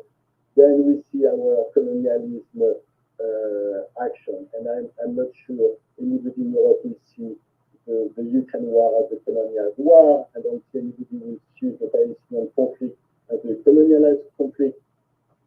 I don't think we see the US trying to support Israel as a colonialized development. And I think that's where we get repetitive to move the issue forward, is because things have to change in Europe and in the US, in mindset of the people there. And I think the pride from the South has been very clear for me hundreds of years, and I think the Greek countries are coming around, but not be able to show the cultural aspect of that nation. I think the economical and wars and violence all of us, it's a consequence of this mindset. And I hope we could work on see how can we explain day to day how the economical sanction reaching 60% of the poor country in the world by the US, and Europe has a blind eye on it. So that's a bit my I'm going to develop it more and more, but I'd like to see how can we contribute to develop that notion. Okay. Thank you very much, and let me just announce, you went exactly 3 minutes and 8 seconds. Now, here's what we're doing. We're going to have to finish. We have to finish at 1:30. We're going to ask people to be 3 minutes or less in what the remarks that they give. That was fine. And we're going to go to the next person, but just wanted to say that. It's not that we're not going to take up things. Helga will note things, and if she wishes to say something before she'll come in, or if Dr. Watson wants to say something, he can just raise his hand and let me know. This way we can try to get everybody or most people in. Next is Ulf Steinmark. Hello. Yes, hello. Do you hear me? Good. Well, I'm Ulf Steinmark, the chairman of the Civil Institute in Sweden, and I've been taking part in all these meetings with the International Peace Coalition. So now I want to report about our action now planned for the Hiroshima Day on Tuesday, 6th of August. So it will be a follow-up on the last year's demonstration for humanity, for peace demonstration. And this was a historic demonstration here in Sweden, because it was the first time we united left and sovereignty in a common demonstration in Sweden. It was historic. So, and we have kept contact. Some of our friends from that time is on this call today and are following. And now we will have a new demonstration on Tuesday in the evening. We will do it in the way that we will have a gathering where people can socialize and mingle for 1 hour to collect the demonstration, and then we will have many speeches. We have 8 speeches planned for short speeches for the next hour. So in this, we will have people come out, make speeches, and this is kind of part of the mobilization for the Council of Reason. But everyone cannot be out in the street like that, so we will have a parallel mobilization to get statements of people coming out from social media or other platforms where they can get, and they can days of the Hiroshima and Nagasaki day. And in this way, we will get people of wisdom to address the dangers of nuclear war in statements. And that's very important to get many such statements in this period. So what we can have is people coming up on social media, different publications. So we are contacting different bloggers to ask them to invite important people. I have made a wish list for interviews with all kinds of people whom I will not be able to interview myself. So I ask them to help. And in this way, we can get out more statements. And so I'm happy to inform you that already 2 bloggers or news media have decided to come out and make interviews. One will come out with an interview on Sunday, and the other one is Professor Ola Tonander, who has already made a very important statement, and this statement is already published. So in this way, we'll have a mass movement of people coming out with statements, and that will be part of the mobilization to bring them into the Council of Reason. So that's our action from here. Okay, thank you. That was 3 minutes and 13 seconds. We'd like people to be slightly shorter, but as long as we're in that zone, you can say a lot in 3 minutes. George Powell, and followed by Ellen Corley. Let's get everybody in line here. Please unmute.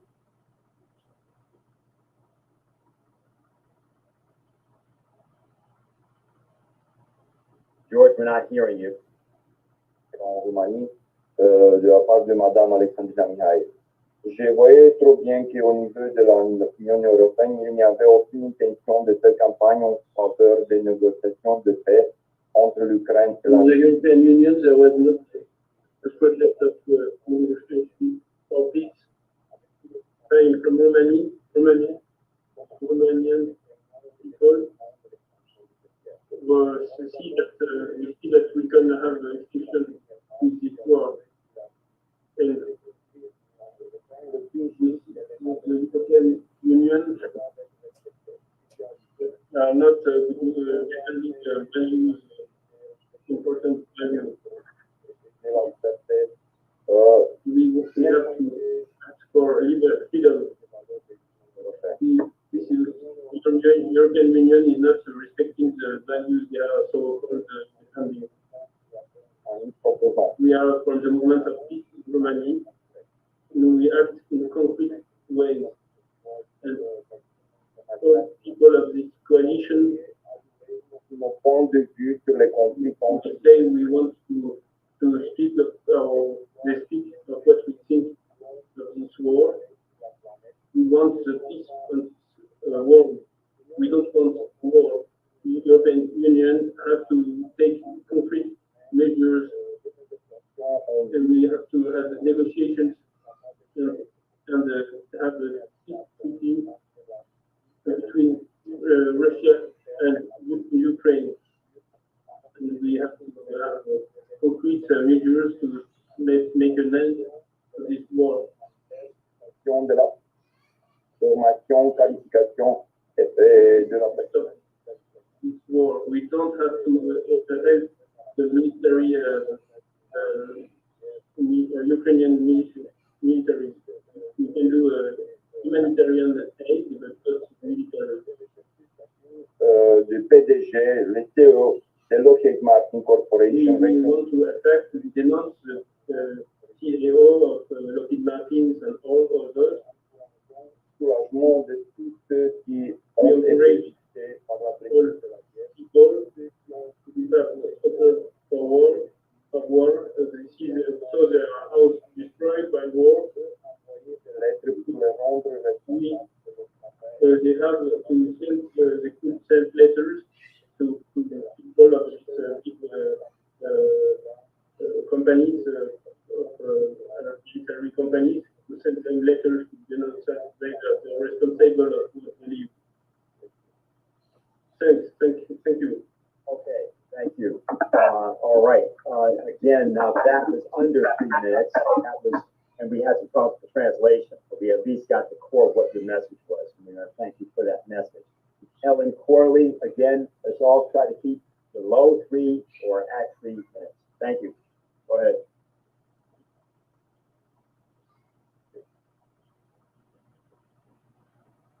Ellen?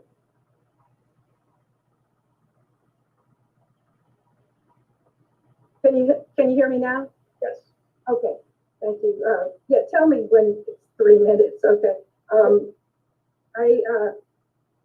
a market researcher who's been investigating the deep state for the last 10 years, and I think we have to expose the deep state, especially the connection between the Mossad and the CIA. If Graham Fuller was still there, basically there's a requirement people don't know about. And I think at these events, we should tell the real story. Like Executive Order 12333 that was signed by Reagan in '81 that said that the CIA and the Justice Department will not investigate themselves. That should be a scandal, but it never got to the scandal because it keeps getting covered up. The crime of the CIA and the Justice Department and the Reagan administration and all these institutions in America and Israel and the Five Eyes countries are that we're doing basically what the Nazis were doing. We had colluded with them for since probably 1913, through the big banks and through the Crown of England and the City of London. The Ali Aboumanab did a great expose, electronic infiltrata of that just the other day. Jill Stein is speaking out really clearly about it last night in an interview with Michael Hudson. So we're getting great information from these Chinese news sources, from also breakthrough news. They're telling us the truth about what America is just completely lying to ourselves all the time. From the BBC controls NPR. And it goes back to 1985 Federal Communications Fairness Doctrine, where William Casey started subverting it with a stated plan. Barbara Honecker heard it, that we would be completely disinformed. So America, we are waging, the Fourth Reich. That's Wayne Madsen has a whole book on that. So we have to have a hearing in Congress on the Cold War and the dirty collusion between Reinhard Gehlen, Allen Dulles, our CIA. I have 30 seconds left. Okay, so the key thing is our value here is to me intelligence, executive intelligence review. Let's operate like an intelligence agency. I've got 1,000 books here all supporting this. I'd love to work with y'all. So please reach out to me, ellencorley@gmail. I'm on Substack. We've got to tell the truth and get the CIA disbanded and thrown to the wind like RFK or JFK and RFK, MLK and Malcolm. All right, we're up for time. Let me just say one thing in response to what you said. Sure, it's fine. There is a publication, Executive Intelligence Review. People may wish to, and it'd be good for people to subscribe to it. We put it out for 50 years. You're right, but there's some things. Let me just say, the oligarchy is exposing itself. That's what happened at the Olympics. Matter of fact, we need a little bit less exposure of that type and more exposure of the real type. But I mean, that was just a lurid display of who that's what you're dealing with. Our situation is this Council of Reason is intended to get something of a higher level going. I'm not joking about what you said. I'm saying something different, which is that the way that we're trying to deploy right now is to make available to people a higher conception. There is an alphabet of agencies. There are many different things. There's an International Assassination Bureau. They are reacting to what's going on. What we have to do is explain to people what is it that they're reacting to. You must have that in mind. Helga's 10 principles, other things that have been said, like what Dr. Awad said he was doing out in front of the Israeli mission and staying there, not one day, every day. That kind of thing is what we are going to have to go through. I want to go now to Iris Pico. I hadn't seen her hand before, but apparently, yes, I see you there. Please unmute. Sí, hola, Hello. Go ahead. gracias. Thank you. Hola, soy Iris Hello. Pico de My Ecuador. name is Luis Pico, Ecuador, a South American country, and we as South Americans are extremely concerned for all of this situation. One of the ideas I think could be useful, it would be important to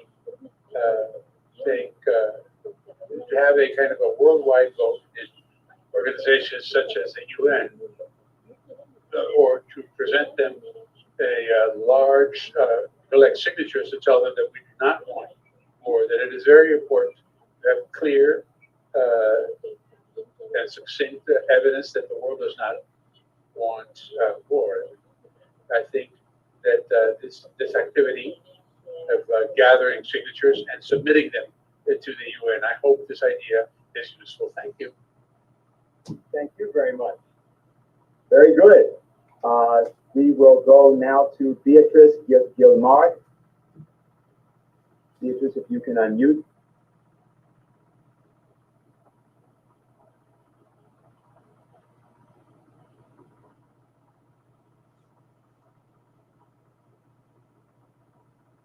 Is she able to unmute? I don't see anything on my screen, so I can't tell.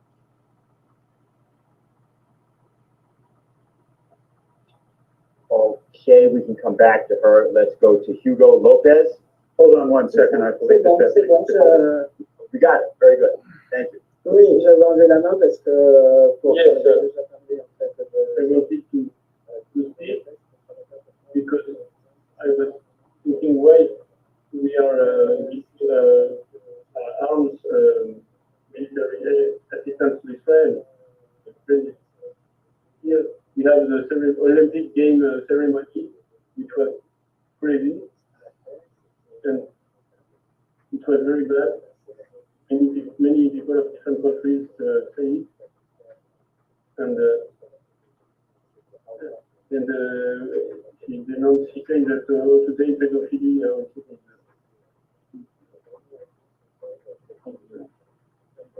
no, yes, we were so bad.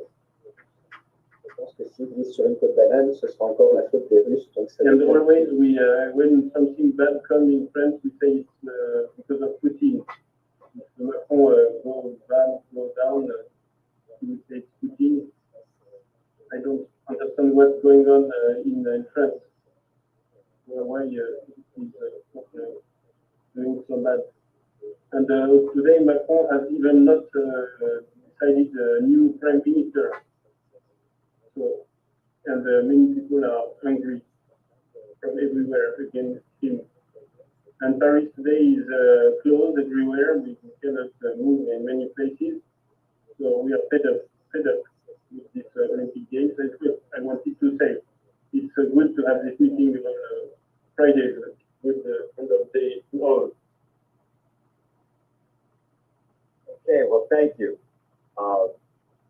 We'll continue. Maybe we'll have a chance to say a few more things about that. Hugo Lopez. Sí. Yes. Okay. Sí, gracias. Thank you.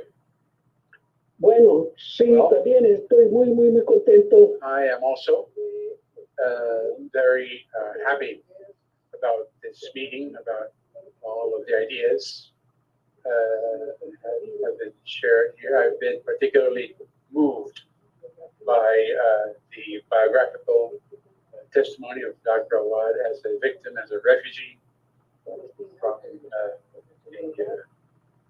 Palestine, which also reminds me of the testimony of Japanese survivors of the Hiroshima and Nagasaki genocide. And their life's testimony is also how they overcame rage after surviving the atomic explosion. This is precisely a moment, not just because of this, but because of everything that is happening, the collapse of neoliberal globalism, we might call it, and most especially the collapse crisis in a United States which is on the verge of a civil war. This issue of nonviolence is key, the utmost important. But I would also like to bring up the concern of mass demonstrations for peace in the streets, something we have always thought about, and I would like to address. I joined the LaRouche movement at the age of 24. By then, I had already participated in people's movements, previous popular movements in Mexico. I am someone who is familiar with mass mobilization. They usually start towards the end of the year, and they might be interrupted by Christmas holidays or Easter holidays, and they are interrupted, but then resumed after the holidays. But in this regard, I'd like to say that we are already at the point of a mass strike. The summer has come to an end, but on top of everything that has happened in Germany, the yellow vests in France, the most important things that have happened since October 7th has been the campus demonstrations in the United States, which are a potential trigger for an enormous mass mobilization in the United States after elections. These campus demonstrations did not end so much because they ran out of steam, but because of summer vacation. But I expect that once classes restart after the summer break, this potential can reemerge in the United States. And for this reason, all of our efforts here in this stage of mass strike, street demonstrations, be shaped by our points, including the Oasis Plan and many of our economic proposals. In this regard, I want to say that it is that we here are like observers waiting for this to happen. We are generators of this. We are initiators of this process. And I would like to refer to something perhaps not as simple as I might put it, but it is a singularity that did occur and is a determining factor. Where did these demonstrations? Okay, I will finish. Solo quiero mencionar. I just want to mention that Jose Vega started his disruptions, and his partners break their fear of being murdered or jailed or put under the knees of the police. And then we have the small demonstrations of Jews in the capital. And then what happened at the universities? Hundreds of millions of views of Jose Vega's latest intervention shows that we are at the center of what we are expecting. That experience. That's what I wanted to say. Okay, what we're going to do now is that we're already up till time. Dr. Awad has his hand up, and I'm going to ask him, of course, to say whatever he has in mind, and maybe even some closing remarks from him. And then what we're going to have to do is we go to Helga. I know there are several people who have their hands up. If you have comments, please, I don't know if you have a chat open or whatever. Otherwise, we'll have to keep those for next week. Let's remember that next week we're talking about having on, if possible, everybody that was on for the last several weeks, or the last 6 weeks. So, Dr. Awad, let me go to you first, and then we'll go to Helga. Yeah, I want to thank everybody. And also, I have two things. We have to shame France to say that Morocco can take Western Sahara. and France have no authority of giving Western Sahara to Morocco. That's completely wrong at this time. And also that Nonviolence International, we are sending boats to Gaza with medical and food to completely tell the Israeli that we are going to go there and stop the siege of Gaza. And please look at that and see what you could do about that. Thank you all so much. Thank you very much. Olga? Well, I would like to urge people to take the resolution of Chandra Mustafa and help us to put this on the international agenda. You can do that in many ways. You can talk to blogs you know about. You can go to your consulates of all these countries. You can whatever you can do to give it momentum, or you just get in touch with us and we deploy centrally depending where you are. You can do joint interventions with us. So, but I'm asking you to actually help us to put this idea that we have to put the issue of the genocide in Gaza and the danger of a wider war in the UN General Assembly. I think that is the only forum left, because the UN Security Council, again, this week after they had this special session, did not come up with any, even a joint declaration, because they were just so diverging views. It just makes clear that the UN Security Council, under present conditions, is not fulfilling the task it should have, and therefore the UN General Assembly is really the only forum left. So that's one thing. Then I would urge all of you, help us to make there are events in about 1,000 cities on Hiroshima Day, on the 9th of, I think it's either the 6th or the 9th, but our event is on the 9th.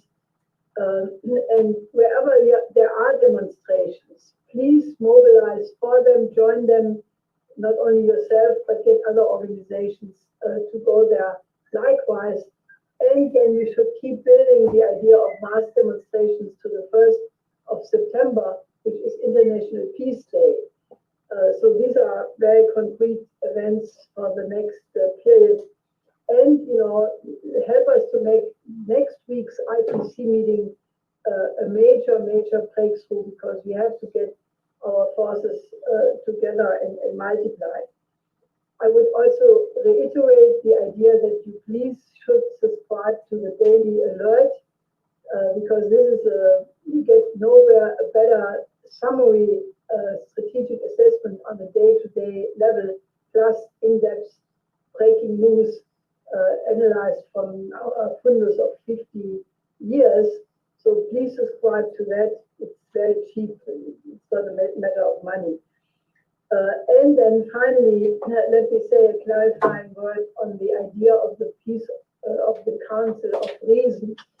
While I'm absolutely in favor of creating soon a platform for it to emanate meaningful proposals, I think we first have to make another step. We have to look out in every country on the planet, where are the most integer, knowledgeable, morally absolutely above standard people who were, let's say, in former government positions, former military, former church people, other scientists,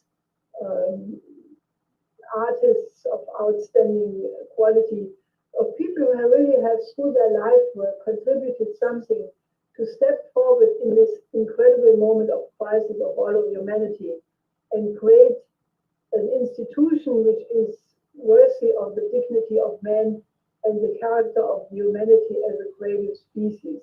Because it is like the moral test. Are we as a humanity, have we produced the quality of leadership to step forward in this moment of crisis and come up with solutions? In order for it to work, we cannot just invite everybody who is well-meaning, but it has to be let's say, the 2 or 5 or whatever number of the best people of each nation who are fitting this qualification, and we have to act quickly because the crisis is very acute. So I would ask you, if you know of any such outstanding person in your country or other countries, please come forward, tell us who they are, tell us if you can help to get in contact with them. We already have, I don't know exactly what the latest count is, but I would say we have probably approaching a dozen people from different countries already. But I don't want to, just make it a mass event, because it has to be really the best of what humanity has produced, at least in an approximation. And then once we have that group, at least the core kernel of such a group together, these people should step forward with a communication to the world. And after that, we can create a platform for ongoing communication and work. But the first step is to organize the people and constitute this council of reason for it to get into action. So if you have anybody in mind who is fitting this, and I can only tell you from my own organizing, I had several excellent discussions. The concept is one which is easily understood, that you need a new institution of moral integrity above party politics, above the usual kind of bickering and polemics and whatnot. So if you know any such people and can help to organize this, please step forward. So that's really all I wanted to say. But obviously the crisis is such that we really have to amplify our effort and pull more people into it as quickly as we can. So hopefully to see you and many more next week. Thank you very much, Olga. Dennis, coming back to you, just one question, which you know the answer, Dennis, is how many nations have we had on the meeting? Because one might also think about next week. We had, for example, 1,000 people or anything like that, but we had a very wide representation of nations. I just wonder if we actually know how many have been on in the course of our meetings. I don't know the exact number, but it was somewhere between 30 and 40 nations. Okay. So, closing remarks from you? Anything? No, just Helga listed off the entire action plan for the coming period. Let's go to it. Okay, so that's it for us this week. But remember, this next Friday, 1 week from now, we want to have the largest possible turnout of people, both who have participated before and those that may, in fact, be able to help us assist in the organization of this Council of Reason in the way in which Holly just specified. So on behalf of the International Peace Coalition, that's it, and we'll see you again next week.